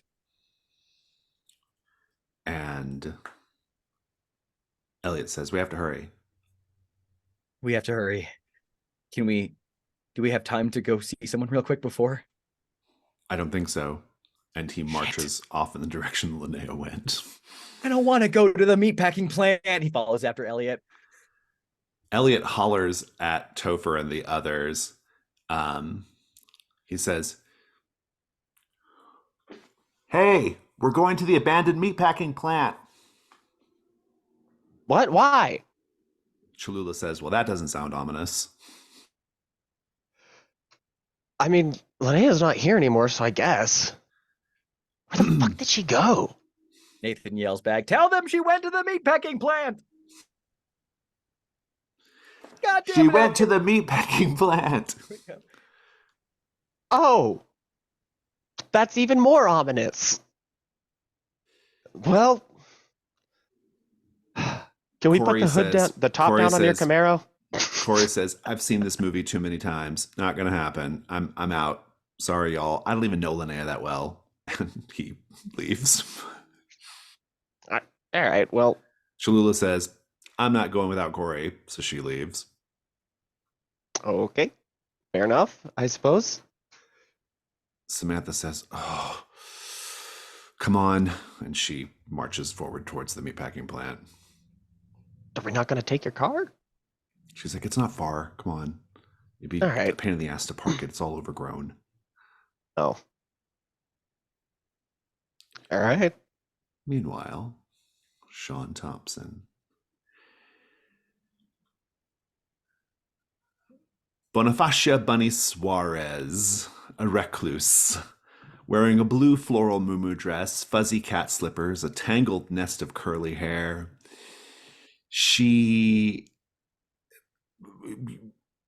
Sheriff will tell you that, she moved to Mahogany Place after she lost her wife to cancer. She's adopted, let's say, a preponderance of cats to replace that emptiness in her life. And indeed, you see the cats like just hanging around on the front yard and the porch when you kind of approach. She, she's kind of like hollering at the, she kind of comes outside and she's like, there you are, Caramella. Cazador, Rico, come inside now. And there's like a bunch more cats inside the house, just tons of fucking cats. You can smell it too. It smells like pneumonia, like hits you like a wave. Or ammonia, not pneumonia, ammonia. And maybe she has pneumonia as well. I don't know. It hits you like ammonia. Pneumonia? Ammonia. What have the cats been smoking? No. It does have a very strong ammonia-like smell because that's what a bunch of cat piss smells like over time. And Bunny says, oh, Sheriff Hanscom and friend, how can I help you? And the sheriff kind of turns around and says, sorry. And he kind of looks at you, Sean, and says, I don't have pets. I don't think I can go in there. Ooh, that's okay. He says, Deputy Thompson has some questions for you, Bunny. And he steps back. I've cleaned locker rooms. It can't be that bad. She's like, well, come in. Do you want some cookies or something, Deputy? Water would be great. What's this shirt? Is this some new uniform? No, I was unexpectedly called to duty today. Oh, okay. She's like, she invites you in, the cats are fucking mean. You go in there and they just like hiss and snap and bite at you as you walk by. Like they're really unfriendly. And at her too. Like, like this living situation is not healthy. And she's like, now they can be a little grumpy from time to time. So whatever you do, just keep your hands at your sides. Don't make any sudden movements and definitely don't try to pet them. Right. Yeah. Oh boy. Yep. Do you have cats? Just one. It kind of adopted me. That's how it goes, isn't it? That's how it goes. So, oh boy. You may have been able to guess we're here about what happened with Mrs. Lennis. Oh yes, terrible thing. I was there. I saw it. Well, we all were. It was Hawaiian night. Did you know her before all Well, this? well, yeah. There's not many people on this street. I don't know if you noticed or not, but it's a pretty small neighborhood. That's true. Yeah. What about her husband? Were you familiar? Well, yes. We were familiar with each other. I guess that's a good way of putting it. Hugh was his name. Hugh Lennis. good man, didn't deserve to be, have his situation here opened up with garden shears. Not good. Yeah, no, I imagine there are a few who do. Uh, you don't recall, was there any kind of lead up to this? Were things between them okay? At this point, you hear. Let me check lines and veils real quick. Okay. At this point, you hear something over your shoulder. It's almost like one of the cats speaking to you. It says, "She eats the cats." Sean's gonna look over his shoulder, try and get the source of that, and just turn back and sorry, did Make you it make a day move. What are you afraid is going to happen if you lose your nerve? he's going to mention this, and that's going to get him cast out of the neighborhood. Indeed, roll with composure. And you're marked by the whisper as well, so disadvantage.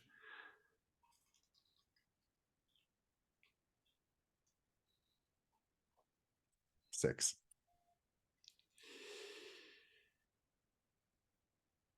What's that, dear?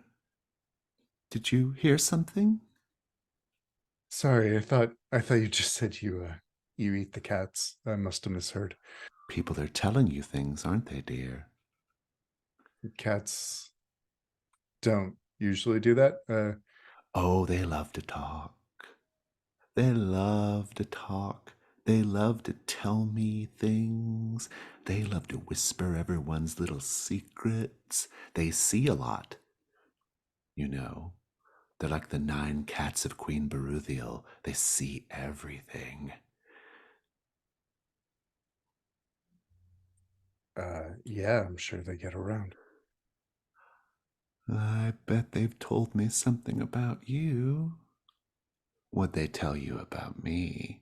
The little scamps, always running their little whiskered mouths. I mean, I must have just been hearing things, but he's going to be backing toward the door. She eats them. That's why she's able to stay in the house all the time. She never has to go grocery shopping.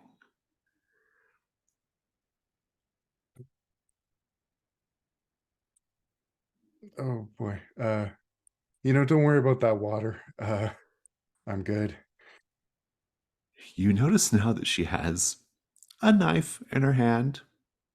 She says, "You don't want to tell me what the little kitty said?" The acoustics in here, I'm sure I just misheard. That's all. Sheriff Hanscom calls, "You about done in there, Sean?" Yep, Bunny says, coming. "He'll be along in just a moment."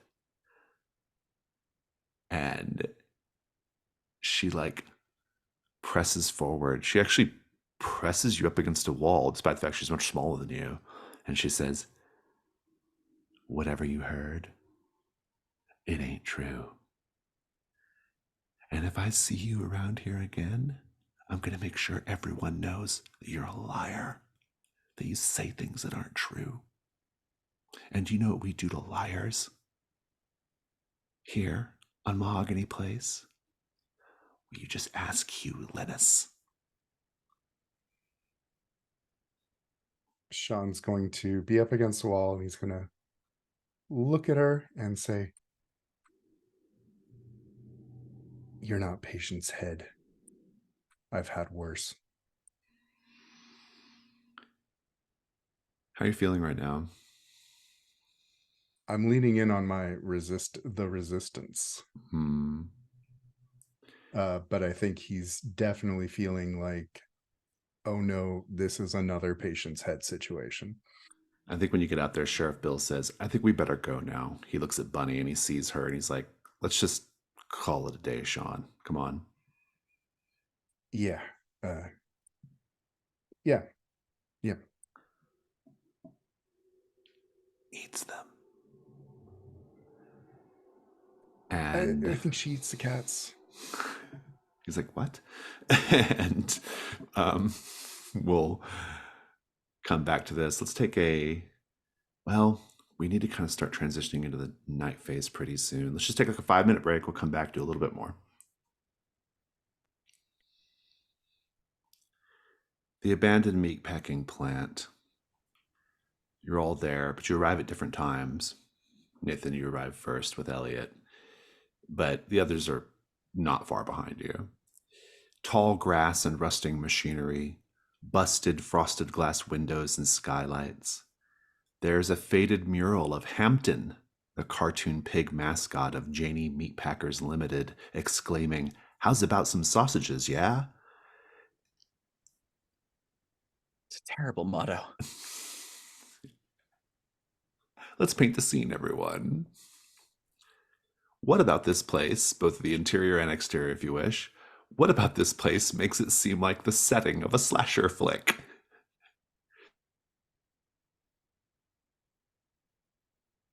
I think it has those plastic curtain drape things separating some of the rooms, and they shift in the wind, and you can never see quite what's on the other side.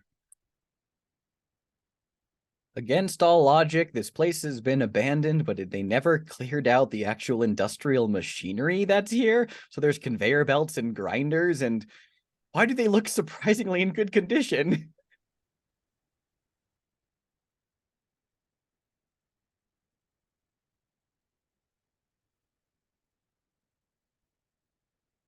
There is a on like the front of the entrance over the doorway, someone has made there's like a wreath of human hair. You see Linnea go inside. She seems to know the exact way to get in, what to climb over, what door to creep underneath, like she's been here before. Do you follow, Nathan? Yeah, I do, and he just teleports through the fence because I guess that's how my life works now. And he looks back on the other side of the fence and is like, "Elliot, okay, don't come in the weird factory. Elliot's like, "Where'd you go?" From the outside. I'm on the other side of the fence." He's like, uh, oh, you should get back here in a hurry. Elliot, I walk back towards the fence, like, to go back through if I can. He's gone. Elliot? This Wait. is when Topher and the others come up, and of course they don't see you.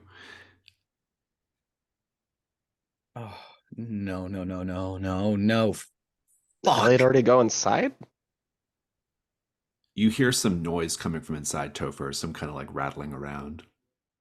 I guess. You ready, Samantha? Oh yeah, I'm ready for some sausages, yeah. All right. Well, Don't you I hope remember they're those not rotten. commercials they used to play all the time? I'm Hampton. Okay. How's about some sausages, yeah? Nathan is like pacing in the background. He's just like, okay, think. Topher made it work. What can I do? I think he's going to like try something desperately to, with Elliot gone past some kind of warning to Topher. He thinks hard and he's just like, okay, maybe if I think really hard about it, I can make it work. He's going to pull out Isabella's Tamagotchi that he has and has been neglecting for a while. And he's just going to try with all of his willpower to see if he can put it in Topher's pocket so that Topher can hear the "I'm hungry" alert and take that as a weird sign that there's danger present, since we all know that "I'm hungry" is a bad omen. I love it. This is going to be, I think because of where you're at, the night move. Yeah. What do you afraid is going to happen if you fail? I guess I'm afraid that like they're gonna just all blunder headfirst into danger with no awareness. It's worse than that. One of them is going to be. I figured. Go ahead and All roll right. with sensitivity. Yeah, disadvantage. Let me take a look. Oh yeah, definitely. Yeah, You've got lots of since bad conditions. Since I'm using it, I'll also mark it so I can Okay. mitigate that. So just a flat 2d6. God, I really don't need. Why am I doing this? 12 boxcars. Very good. Oh, Uh, you'll get the message. The bonus is Topher and crew can leave completely. They can even find Elliot on the way out. But you gotta go. So let's have Yeah, the scene. I guess, yeah. So Nathan, like, he like thinks really hard, and he just being like, all right, just focus. And he begins like holding the Tamagotchi. He just keeps. I think he tries a few different times to like pass it, but it just kind of glitches back into his hand, and he like looks over and he actually sees one of the cameras, like the first time he's actually seeing one of the cameras, and he just kind of like looks directly into the lens, takes like a slow deep breath, and it just thinks about Harvey Stosky saying action and cut, and just thinking about the behind the scenes element, and just he like cheats off to the camera slightly and just really plays it for the viewer to like make it like dramatic, and just like, and then like places the Tamagotchi in Topher's pocket, and it works. And then Topher can hear the loud, somewhat glitchy beeping alert of a Tamagotchi that is starving and damn near death at this point. The fuck? Oh, Samantha. it's hungry. It's hungry? That's not. Okay. We gotta find Elliot. Casey says, maybe it wants some sausages, yeah? And Samantha says, let's get out of here. And she's like, I think we should go. This place is freaking me out. We can worry about Linnea later. Yeah, let's just find Elliot and get out. Elliot finds you. He's like, we gotta go. We gotta go. We gotta go. We gotta go. Yeah. Okay. And as the group is retreating, Sean, from the meatpacking plant, as Nathan is there, freaking F out, Sean, where is Hampton in the scene? There's a big industrial meat grinder, and you can just see just past one eye of his face staring at them from the shadows. I think that'll conclude the day phase then. Let's go ahead and fly over to the dusk. Okay, I don't think we have any dusk moves that resolve the dusk, do we? Are you gonna watch a tape tonight? Hell no, hell no, hell no. I mean, Topher wants to. Hell no, hell no. What's the tape that you still have available at this point? Do you even I have think one? it's the storage one. Oh, it's Yeah. it's a good one. Yeah, lucky lots. Yeah. Hell no, hell no, hell no, hell no.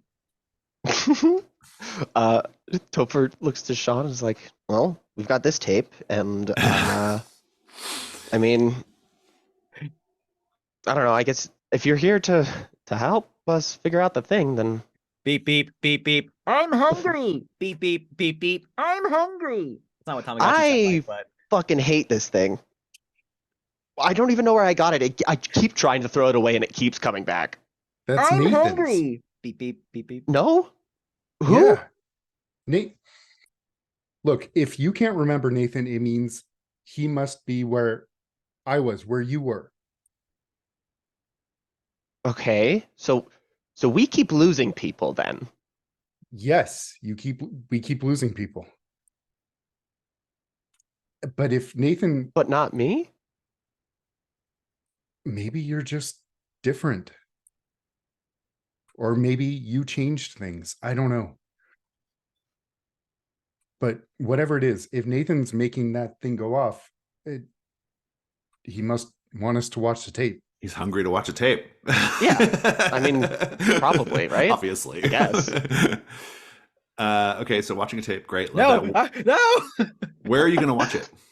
I don't consent.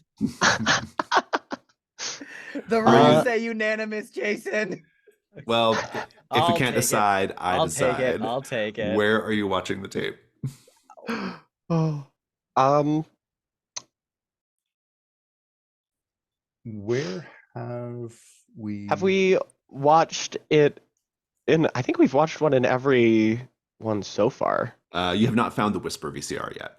But Correct. so really, the only options are just. I mean, it doesn't have to be any place you can reach, even if it's Yeah. not an active mystery. You can watch a tape there. Why not just watch it at? Yeah, we haven't just watch it at Rodenbecker. You can just watch it at Rodenbecker. Yeah, Yeah. that might be the easiest thing. Yeah.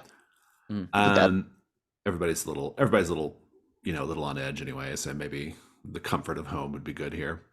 Could Sean have invited the sheriff to stay for dinner? Sure. Yeah, of course. Yeah. Dinner and a movie. He's like, "Can I bring a friend?" Yeah. Okay. Let's see. Desk. You can attempt to answer a question. Do you want to try to answer a question here? We probably should. You've Yeah, got a I think fair amount of clues for the threshold question on Slumber Party for sure. Yeah. Mm-hmm. Yeah. Demon or ghost? Oh. Well, I have a good argument for ghost, but I'm open to hearing whatever. I would love to hear the ghost argument because all that I'm seeing is demon. Yeah, I mean it's been pretty demon heavy, like, but I feel like there are a couple of clues here I could see spun into a rather sorrowful ghost because like, you know, like the millipedes and grubs, for example, it's like that return to earth thing, like being buried, just kind of that idea of like, you know, just like just Decaying things, gracefully. decaying. Yeah, just like that, just bugs being drawn to them because they're this sleeping on grave dirt essentially. That was one of my thoughts. White lilies are traditionally used in funerals. Yeah, that's another one I was thinking about. Like the fact that Linnea died in the womb, she kind of is already like, she just has like a slight connection to the other side, so she's more like receptive to those signals. That's as far as I got with those three clues about like how I could see the angle of this being like a sorrowful ghost and not just like a demon. But I'm game for any ideas, honestly. I don't think we know that Dolores drowned. I don't think we figured that out. No, did she monologue it to that? She talked about that. She did. Yeah, she drowned and came back. Yeah. Okay. So, what if the ghost is Dolores? Okay, another public access group that I ran came up with this exact same theory, that it was that when the day Dolores drowned, her soul did not come back with her body, and that it's Dolores's ghost. Like it's her spirit inside. I fucking love that. Like this exact theory was used by another group of mine, so it's funny to see it come up again. It's too bad that you can't do the headstone clue yet, because you could say that the headstone was like Dolores's, right? Right. Yeah. But yeah, it's like, because I think that might explain the DR plus RM. Maybe they were the priest and Dolores were together way back before she drowned. Mhm. Oh, and this is her spirit trying to reach back out to him. Yeah, and the doll's hand in the apartment, that was like her trying to leave something of her behind that he might remember. I know we can't use the clue because it hasn't come up in an Odyssey tape yet, but I'm here's what I am thinking, just because of what Jason inspired me there. It's not Dolores' tombstone, because to the greater public, Dolores never died. Dolores just like drowned, but then miraculously came back to life. But we now know that her soul, her spirit never came back with her body. I'm thinking that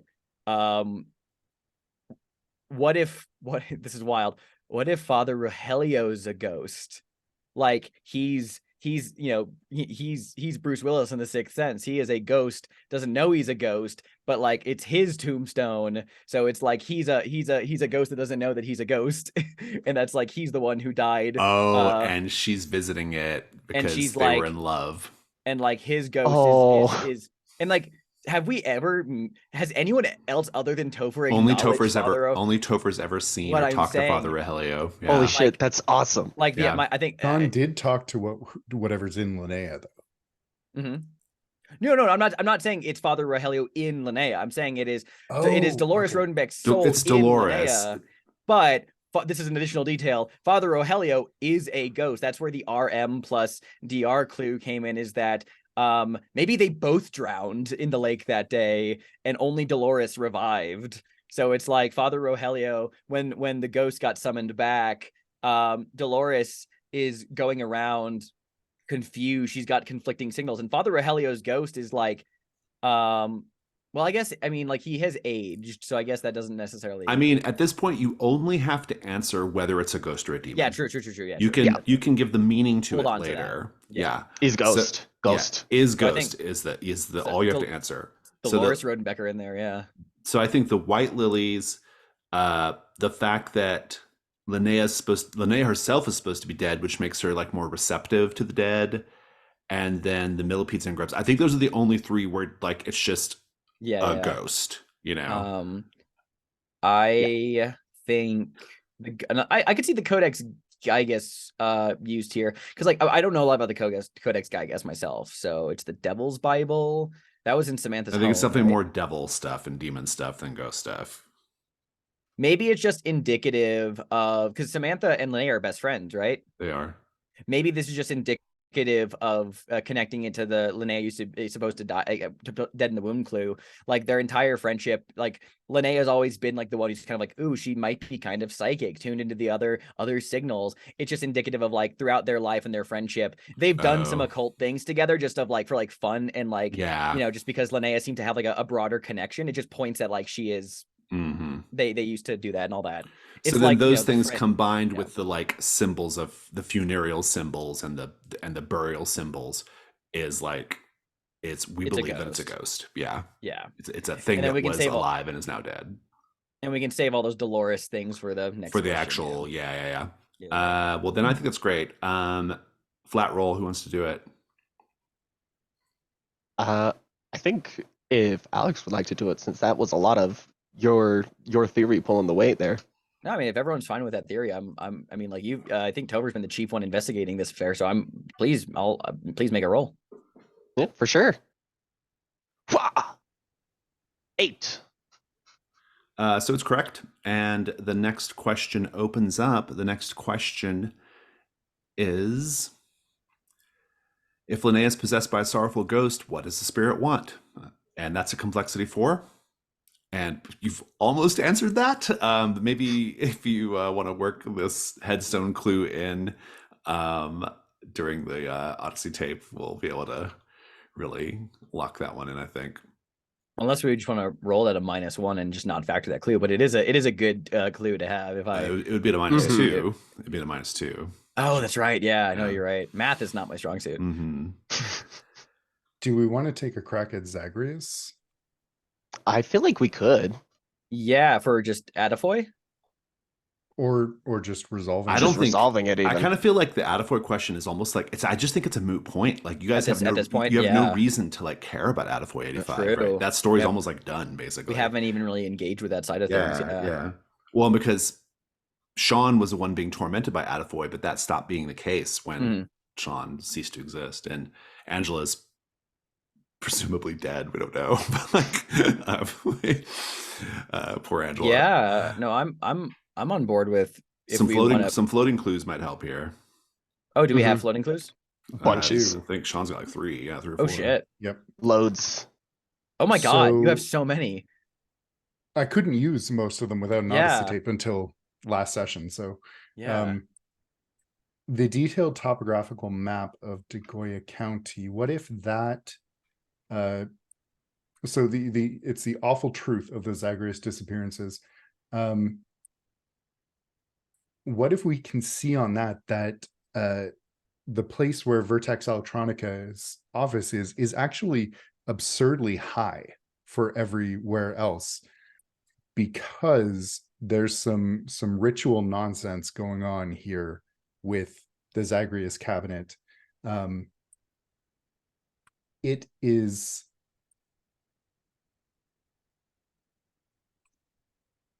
I don't know how to work the Walkman in, except perhaps the cabinet is literally absorbing these players, the people who get to the secret level, which is kind of like the weird cult's goal to exist forever, to beat the unstoppable forces of entropy in the universe. If they can convert themselves into signals via this game, and we did establish. No, we didn't establish that. Oh, right, the crystalline key in the motherboard. Like, there's something really weird with this cabinet. These cabinets exist to suck people into them, turn them into signals in the hopes of finding immortality. So like there's like a death cult at play. Yes, but Okay. they're refining their tools. It's been a decades long process, and that's why the teenagers were missing.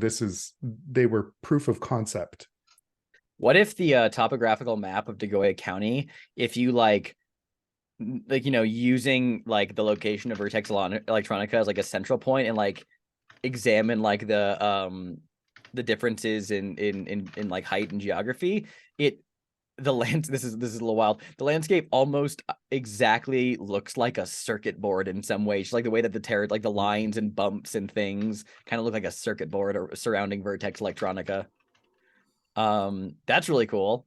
I think the Walkman had like chanting on it. On Hutch's Walkman was like recorded like ominous chanting or something like that. I don't think we ever said, but we can say that it does. Sure, yeah. Like it Perhaps had the cat is literally a character from the game that was pulled out when someone was pulled in. Oh, yeah. That's cool. That's pretty good. Yeah, that's really cool. I mean, this is like a blending of mythologies, but I mean, because like Zagreus is like primarily this Grecian illusion, but like I mean in Egyptian mythology, like cats shepherd people souls to the world of the dead. So like maybe Glitch the cat was a character in this game who's swapped out with another person. We can't expect that the people at Vertex Electronica were too exactly like up on their mythology, right? Like do you Ben, do you also want to throw in the like the flawless prism? And since we had like the whole crystalline key, I could see that floating clue being used as like fashion, because like some additional component pointing towards what all this has culminated in. Because clearly like this death cult was operating back in like the 80s when the Zagreus cabinets came out, but then the company like shuttered in like the late 90s. So something like must have happened to these people. But the Zagreus appearances themselves, you don't even know what happened to the cult. Just like that was what was going on. Like there was like some like supernatural.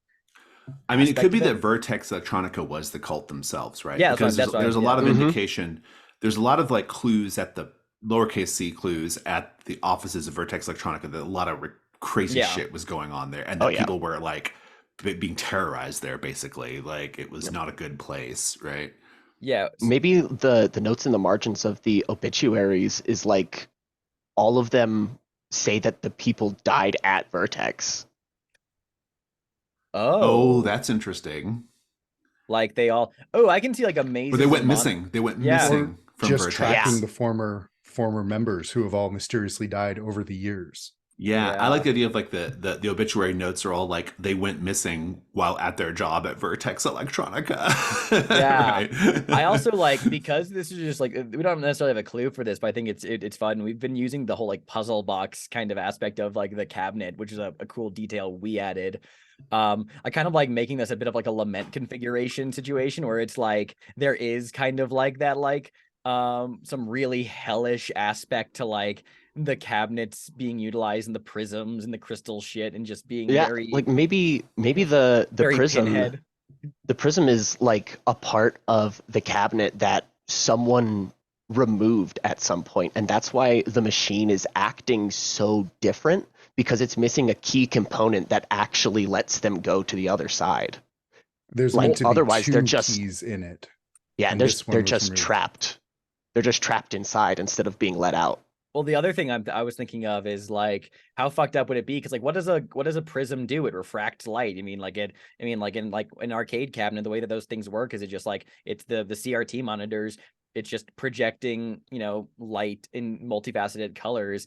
I like it. The prism is both a symbol of, like that kind of like transcendence, and also to tie it back to Sean's Triforce thing, this whole like triangular symbol of projecting of the signals of sending the pure white into a higher state of being.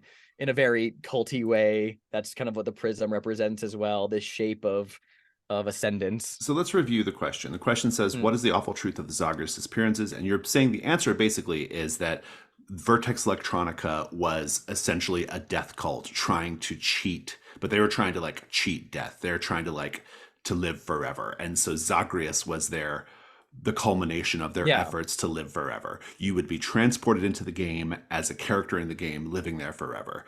Our evidence of that, the clear evidence of that, obviously, the group of people carrying Zagreus like pallbearers indicates they're some kind of cult. Okay, that is pretty clear. Rachel Urietta's journal talking about entropy in the universe is a good connection.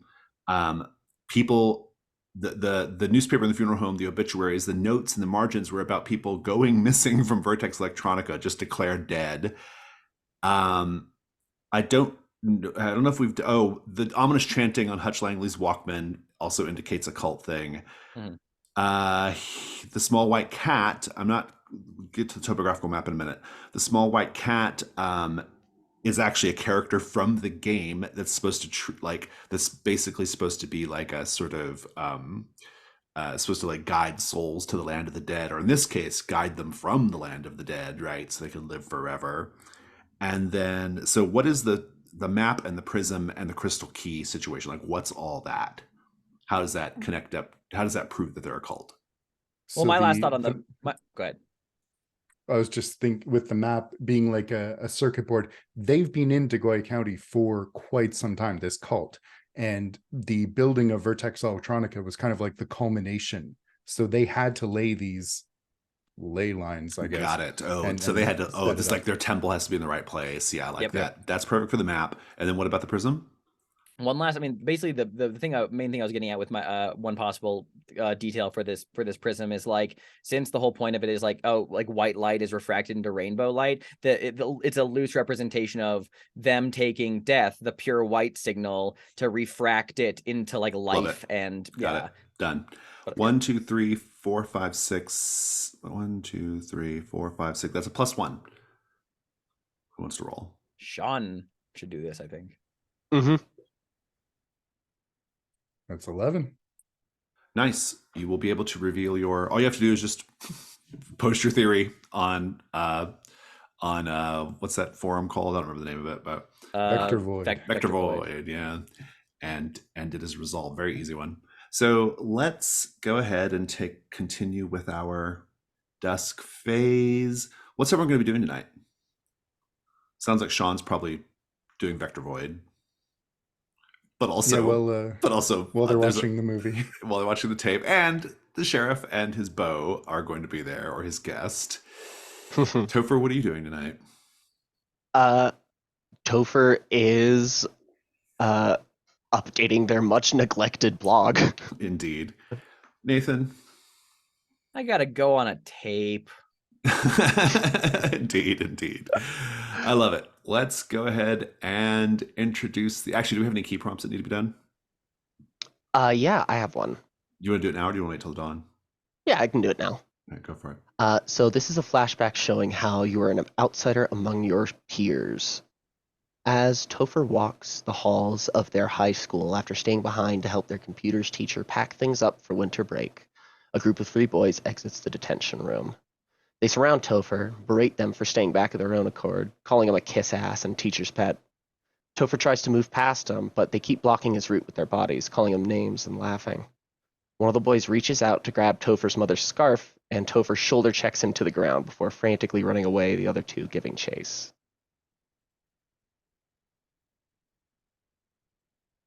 Fantastic, thank you. And that means I am now going to introduce Lucky Lotso 1-3 TED Storage Adventure. It's on line 147 if you want to follow along. This tape is a short segment from Lucky Lots of Degoya County, a series of antiquing vignettes that aired on TV Odyssey. It features a mix of informative transitional slides and handheld camera footage shot by the new owners of the lots. In this segment, a man identified as Ted Naismith is the Lucky Lot lottery winner of a unit owned by a recently deceased woman named Esther Waitley. The first segment is Paint the Scene, which everyone will do.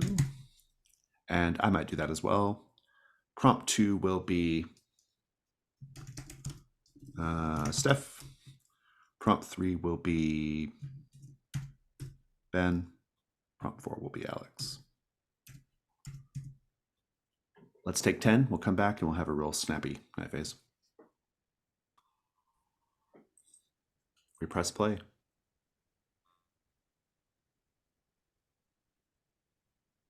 The tape opens. There's a flicker of static before some really shrill, badly compressed music opens a title card with some pretty cheap editing, a bright, pink retro kind of background and some like slide edited text that comes in and says "Lucky Lots of Degoya County," and then like star wipes to kind of like an MTV Cribs kind of opening, which is it just shows like a guy, an average looking man in his like maybe late 20s, early 30s, Ted Nesmith, just kind of like smiling. It's taken with like maybe a disposable camera, just arms crossed, leaning up against the shutter door of a storage unit. And a little spin text says, identifies him, Ted Nesmith. And we segue into the tape. And the unit he has cuts to handheld footage. And as he begins to pan around the various contents of the storage unit he's gotten, belonging to this elderly woman who recently passed away, we see boxes of books, old dresses, kind of opens up a little like cardboard box full of like yarn and needles and half finished sweaters and blankets, kind of a little moth-eaten, and just a general kind of collection of antique furnitures. And his camera settles on a little like wooden cigar box that he just kind of like opens a latch on, and inside there is a clay tablet that has like strange Sanskrit etchings on it, or maybe some kind of thing that looks similar to that, but it's like there's something like off about it. It's like kind of like the camera kind of like zooms in a little bit. The carvings are maybe it's just age of the recording and deterioration of the VHS, but did the letters shift? Ted just kind of goes, "What does that say?" Oh, nope, don't know. Okay, well, we'll put that over here, and he sets it off to the side. The next thing he picks up is a knitted throw blanket that, from the outside, you can see it has a pattern of cats chasing each other around the edges of the blanket. The colors are all garish and poorly chosen, but toward the center, the patterns get a little more abstract, a little rougher, and it evokes nothing more clearly than the image of hunks of red raw meat.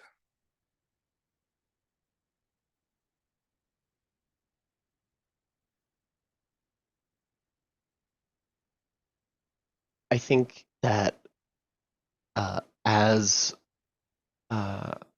Ted kind of looks at this blanket and kind of chuckles a little bit nervously and puts it to the side, he looks around and sees that it was covering an ancient, like incredibly rusted sausage mill, like one of those hand cranks you put meat in, and spits out a little knitted sausage, and the crank is just moving on its own.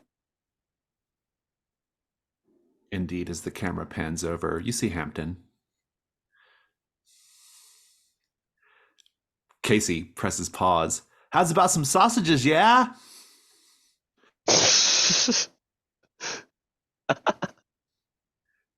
Elliot's like, these tapes are really weird, but they're pretty cool.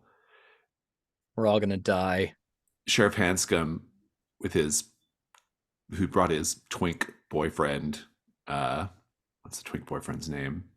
We'll name the twink boyfriend Mark. Mark. That's perfect. Yeah. Mark with a K. He looks at you and he's like, so is this what you guys do for fun at night? Fun?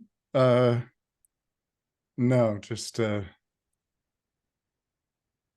you can see this though. What do you mean? Okay. Right. No, we just, it's part of our thing, I guess. Mark Looking into the says, weirdness. "It's not how I normally like to spend a Friday night, is it, Bill?" And he's kind of like getting Hey, kind not on the couch, guys. Come on. Other people sit there too. of. Topher, can I borrow your laptop for a few minutes? Sure. Let me just finish this. All right. Yeah, here you go. Nathan, what are you doing? Nathan is just sitting off to the side, trying in vain to eat popcorn and just glitching just out of his hand. He just looks over at Elliot, who is just like, "I am third wheeling in from another dimension. This sucks." More or less fits your MO as best I can tell. What's your deal, kid? And he presses play.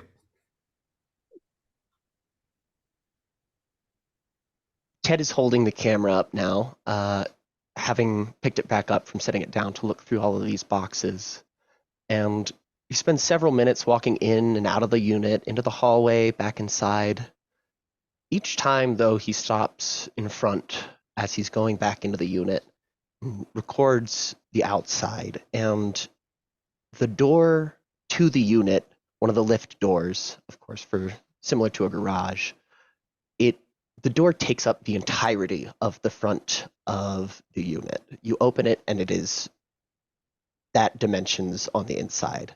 He goes in and turns the camera around, and in this corner, there is like 5 inches of extra space that is on either side of the garage door. Only 5, 10 extra inches, but that's not how it was. It doesn't have these extra sides. And I think that he doesn't particularly notice it at first. He's just kind of subconsciously clocking it as the camera keeps moving back to that spot as he digs through things. Casey pauses it. He's like, "I think it's time for a Mountain Dew break." And he gets up and goes into the kitchen. Elliot gets up and goes to the kitchen. Elliot turns around to you, Nathan, and says, "You want something?" Yeah, but I don't think I'm gonna get it. But can you get me like a Diet Coke? He's like, "Sure." "I'll do that for you, buddy." He turns and goes into the kitchen. Sean's gonna look over his shoulders and say, "Hey, Mark, do you mind going with them? Make sure they don't burn the place down." He's like, "Yes, I guess so. If you can peel me off this guy for a minute." And he gets up and goes in there. He's like, "Hey, kids." And he like goes to help them. And Sheriff Bill turns and says, "He's great, right?" No. He's like, Damn. "Okay." Sorry, Sorry. did I do something or No, you didn't actually. Something happened though. is this another one of those like pining situations? Um, I guess kind of, but it was kind of mutual. I know that won't make any sense because you don't remember me, because my friends here don't remember me either. Um, hold on, you gotta finish this forum post real quick, and then I'm probably going to say something I'll regret in the morning and leave. Um, are you guys like, is this like a polyamory thing? It's gone Sheriff Bill says, rough. "I think maybe I don't quite understand what's going on here tonight." Is this like an ethical non-monogamy thing gone south? Elliot comes back and he's like, I really want to see if you can actually drink this. And What? you, yeah. And you're just like reaching for it. And Elliot's like, oh, you can't. That's so sad. Your hand just passes right through it. Like a poor, Elliot, sad are you good? ghost. He's like, we're good. I'm going in the TV now. Nathan just turns around and just walks over to the TV to see if he can just crawl into it.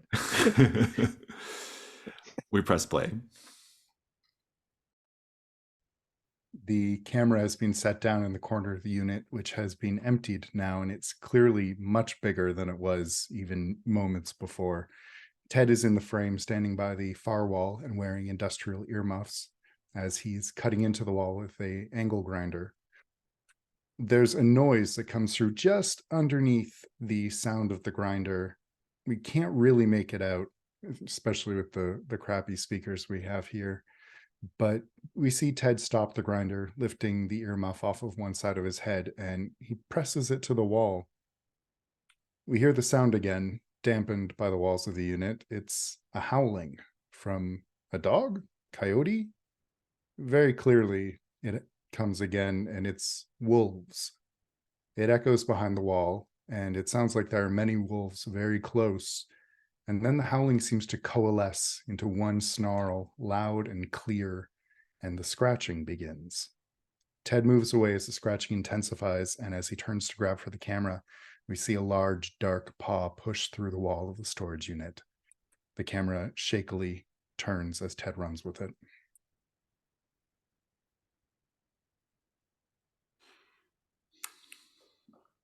Casey's like, oh, sick. These tapes are amazing.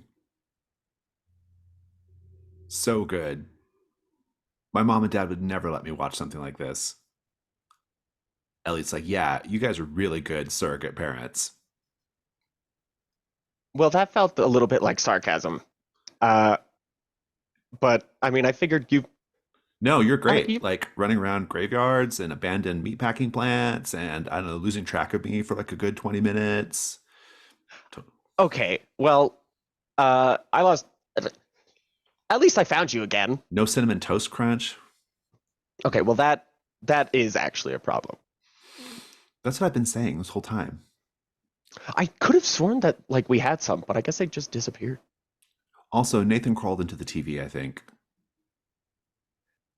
Elliot, what the Oh. fuck does that mean? Kind of like what you used to do, Topher, when you talk to us from the other side, Oh, I'm guessing. that makes sense. I Sheriff kind of Bill's just like, looked into the cameras though. well, I think we better go now. Mark. Hold on, Bill. Hold on.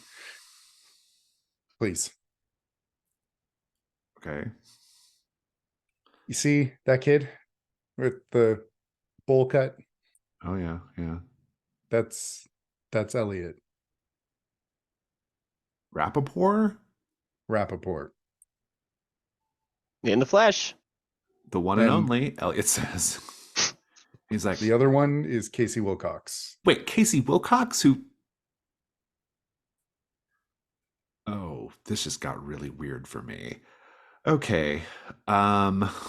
Oh, God. I don't know what's going on here, but I think I think Mark, we should go. Hold on, Sean. please. I asked you earlier about a book, Fighting Fantasy. Someone gave it to you at the hospital. Mark's like, "Oh yeah, I found that in your stuff. I kind of threw it out when I was cleaning up the apartment one day. You live together. Well, I'm just, kind of staying. Also, what about Casey?" He says to Sheriff Bill. Casey's like, "Did someone say my name?" Topher leads out a hand for a high five. Sheriff Bill looks at young Casey and he's like, "Oh my God. Oh. All right. This is too weird. Is this some kind of prank? What's going on here?" At the Rappaport house, you told me and my friend about something that happened to you, something that you don't talk about. I know you don't remember telling me, but I remember hearing it. And you and I had a thing. I know you don't remember it. Just kind of file that away with Casey's a kid again and Elliot Rappaport's not dead. Elliot goes awkward and presses play on the VCR. Come on. There's a moment of static as the tape seems to hit a glitched out, decayed part of it, skips forward to just a black, grainy image. And you can only hear heavy, laborious breathing. And we hear footsteps, and a flashlight clicks on, illuminating a metal floor just caked with thick sheets of rust. And we realize that the black image is just a pitch black cavernous space as it follows the beam of light just out and forward as far as the flashlight will reach. The floor looks a lot like the storage unit floor, just older, but the space he's in is just an ongoing plane of that grading. If this is the same unit, it must be impossibly vast, like the interior of a cavern. And he just begins to look in different directions, and it's the same. And Ted is speaking under his breath. Wait, where the hell is out? Where the hell is out? Okay. He just begins to pick a direction and walk forward. Okay, Ted. Okay. And just something comes into the light and he stops and goes, what is that? And like moves forward, and it's something that's been painted on the ground. And it's one of those optical illusions where, like, when viewed from up forward and from a distance, it looks just like a 2D image, but like the closer you get to it and the more you move around it, like clearly is like stretched out. It is a painting of a tombstone that's been freshly painted, it looks like. It looks old, and frost coalesces on the stonework of it, and it's a little hard to read the details, but it's there. It looks like something from the graveyard. And Ted just seems like stare at it for a moment, and then the tape cuts and it's just back to him walking. Ka-kung, ka-kung, ka-kung, ka-kung. And as he moves forward, the video scan line begin to intensify a little bit, and his flashlight flickers, and he's left in the darkness for a moment. He's like, shit. You can hear him thunking the flashlight against his thigh before it flickers back on, noticeably dimmer as the batteries are giving out. But now at the edge of his light, there's something, a few shapes. And his breath hitches as he very slowly raises the light to reveal a circle of shapes in long black robes, hiding their limbs, just these draped forms, atop which sit these pale white masks that look like pig faces. And they are chanting, but with the audio quality, you can't hear what they're saying. And they stop and turn to look at Ted in unison. And from the far darkness beyond, you hear 3 loud, thunderous knocks. Boom. Boom. The growling of some vast, horrible creature. Ted takes a step back, and the screen explodes with static and shrill tones as we watch the darkness behind these figures is literally clawed open with a rending rake. And pulling out of the void of darkness is something vast and hungry with way too many mouths. And they laugh. Ted screams, drops the camera, and all cuts to the end.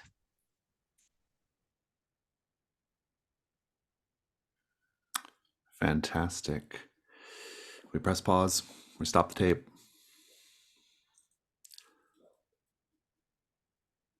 Everyone's just sitting there watching the end of the tape, dumbstruck. Even Elliot and Casey aren't saying anything. Mark says, I think I'm going to go now. Sheriff Bill says, yeah, let's go. Please, Bill, just give me one more minute. I'll stop by in the morning, Sean. Okay. You all have a good night. Yup. Sean's gonna hit submit on the 3-page long post he has for Vector Void. Let's go to the dawn.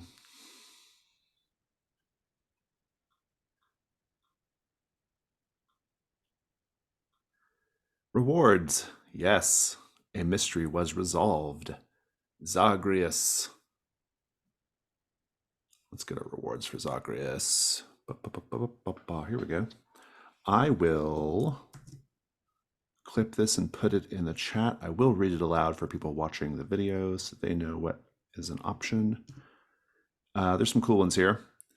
An arcade token. Add it to your corner of the house. If you are ever forced to mark the pure white signal, you may instead use this item to continue as long as it isn't already marked. Afterwards, remove it from your corner of the house.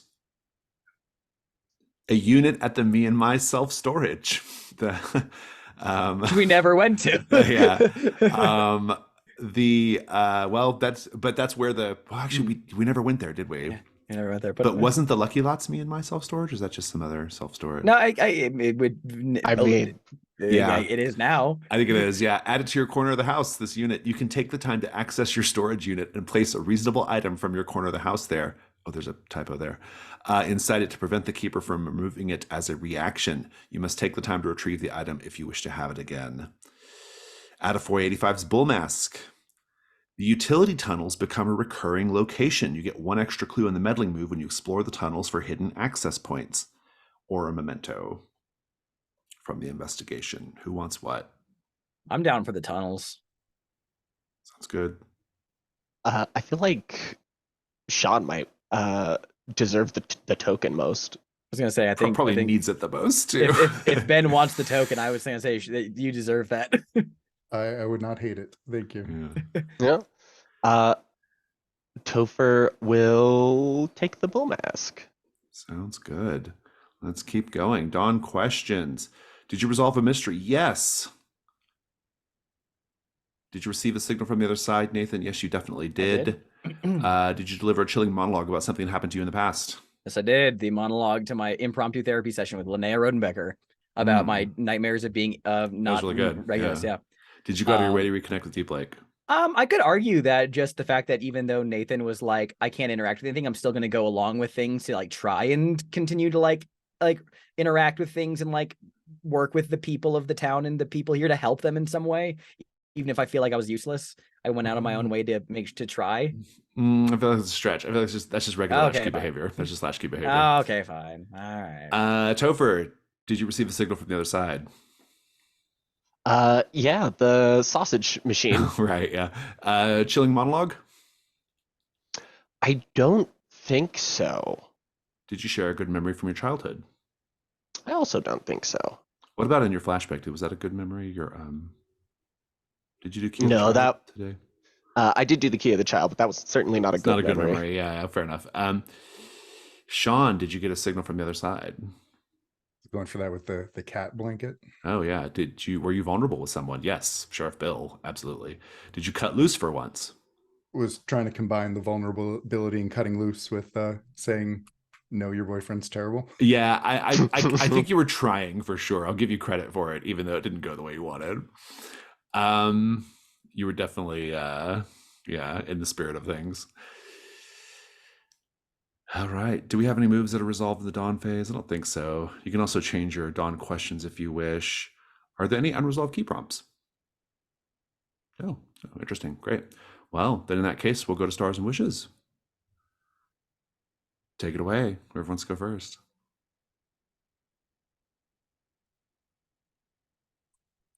I'll start. I really enjoyed just everything about Nathan's reactions here. I know it was awful for Nathan and hard on Alex, but it felt really true to Nathan as a character, and I enjoy that just all of us are getting a turn to see how things will fall for these characters in the Chromatic Desert. Uh, I really enjoyed Topher's scenes in the graveyard and just getting Mr. W in there, interacting with Daryl. Just lots of good stuff there for Topher. And also, like, we haven't seen Topher do a lot of kind of physical stuff, so having that thrown at them was great. Yeah, I enjoyed. Bunny was horrifying. Started out as fun and charming, ended horrifying. How do I like Maynard Keen better? But yeah, that was great. This was a lot of fun. And bringing Mark, naming a Mark, come on, guys, come on.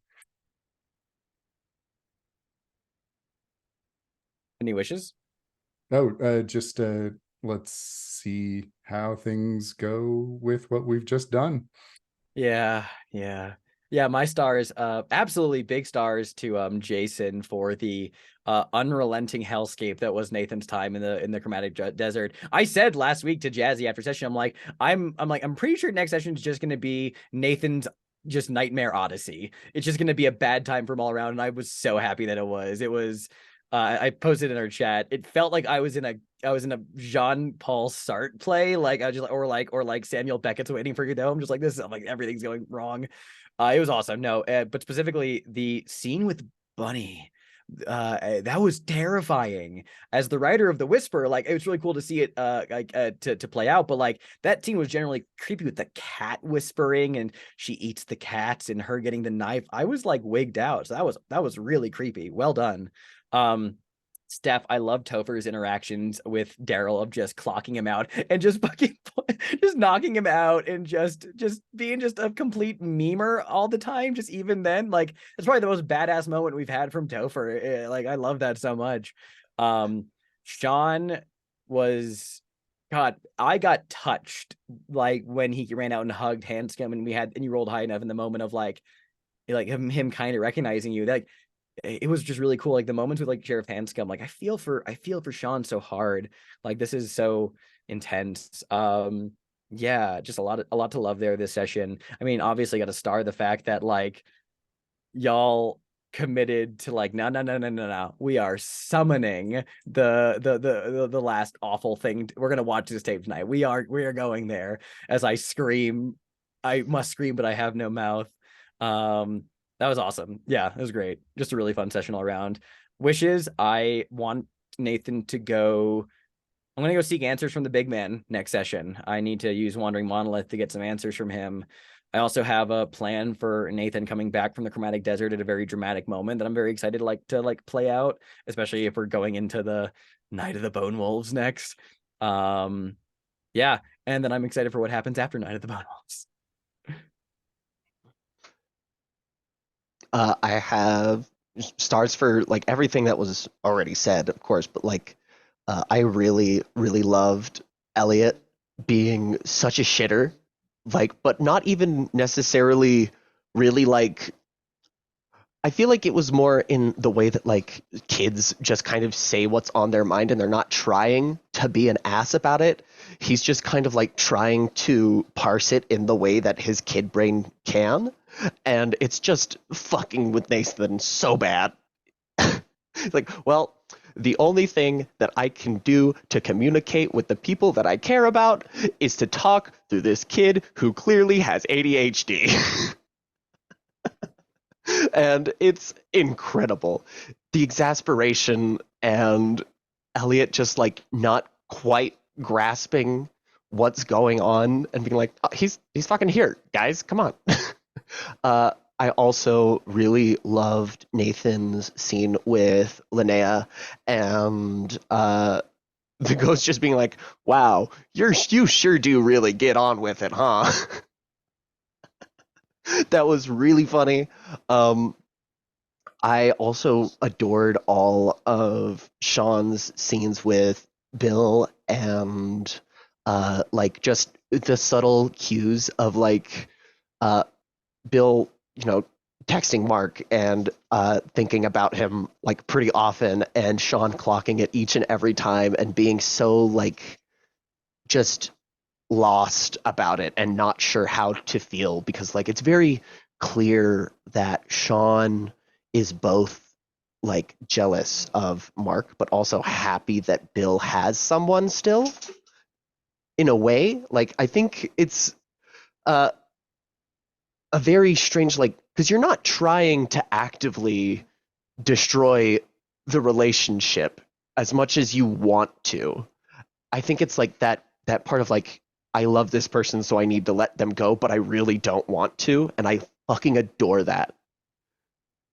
As far as wishes go, I'm super stoked to see the next mystery. I'm hoping that we get some of the mystery, some of the writing contest mysteries in here. I think that would be cool to play one of those. Personally, my personal wish is the one that I wrote because I'm selfish and I want to see if it works.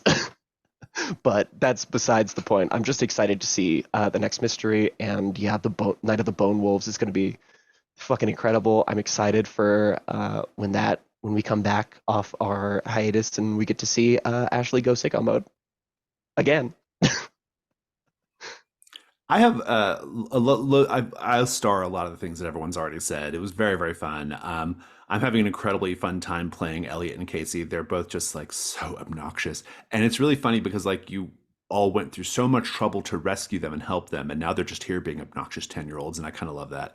I have a slightly different interpretation of Elliot. I think Elliot knows what he's doing to Nathan. I think Elliot absolutely understands like The that he's fucking brat. torturing. Yeah, like the does that make you my mom? That was absolutely like, directed to like get under Nathan's skin.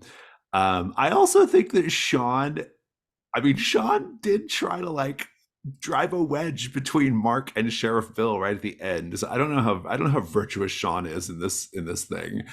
Um, but that's what makes it fun. Different interpretations. Um, Really good time though. Yeah, great. It was really great fun. I also really enjoyed the scenes with Bill and Sean. They were really great. Bunny was fun to play, and that was a whole fun sequence. I really enjoyed Maynard Keen too. That was a really fun kind of like little interaction. I love how how you're role playing Nathan in the Chromatic Desert. It feels like we're having the most like Nathan version of the Chromatic Desert, like like you're getting a version of this. It's you're doing a version that's like so like specific to Nathan in a way, and I really kind of love that. Um, it's really good fun. Star to everybody for like managing that first initial scene. This is a hard scene to role play, right? And me playing Elliot, and then the rest of you, all of you playing your characters, like to keep all the lines of information straight. I thought we did a great job, like with that initial breakfast scene, because that could have gone really, really like haywire. But I think we managed it pretty well with like who knows what and who can perceive what. So I was really, really, really happy with that. And yeah, I thought the theory was really good about, well, it wasn't quite the answer yet, but I like this idea of the ghost of Dolores and Father Rogelio being a ghost as well. I hope that ends up being the ultimate thing. And the Zagreus answer question was really good too. So it all kind of hung together really well. Wishes, I'm excited for Night of the Bone Wolves. And it's going to be kind of our sort of mid-season finale before our second mid-season finale or whatever before we have a break. But so I think it's going to be a good one. I'm really looking forward to it. Are there any other stars or wishes? In that case, it's nighttime on Rodenbecker Street. We see Dolores Rodenbecker in her Glinda the Good Witch flowing peach-colored dress and crystal crown and scepter. But she's young. She's not old. She's quite young. She's radiant. She's vivacious. and she's swanning around Rodenbecker Street, and she's singing, come out, wherever you are, and meet these young people who came from afar. And we see Leo crawling out of a trash can on Rodenbecker Street. Come out, wherever you are. They'll try to run, but they won't get that far. And we see Pamela, I always get her name wrong, comes out of the darkness. She has a knife and she smiles. We'll get them at night while they sleep in their beds. It's been too long since we have been fed. And we see a big mascot character version of Mr. Big Bad looming up out of the shadows, silhouetted by moonlight. And the four of them stand there together in the street, looking at the house on 26 Rodenbecker Street. Oh, Daddy, we're here, Daddy. We're back, and we're hungry.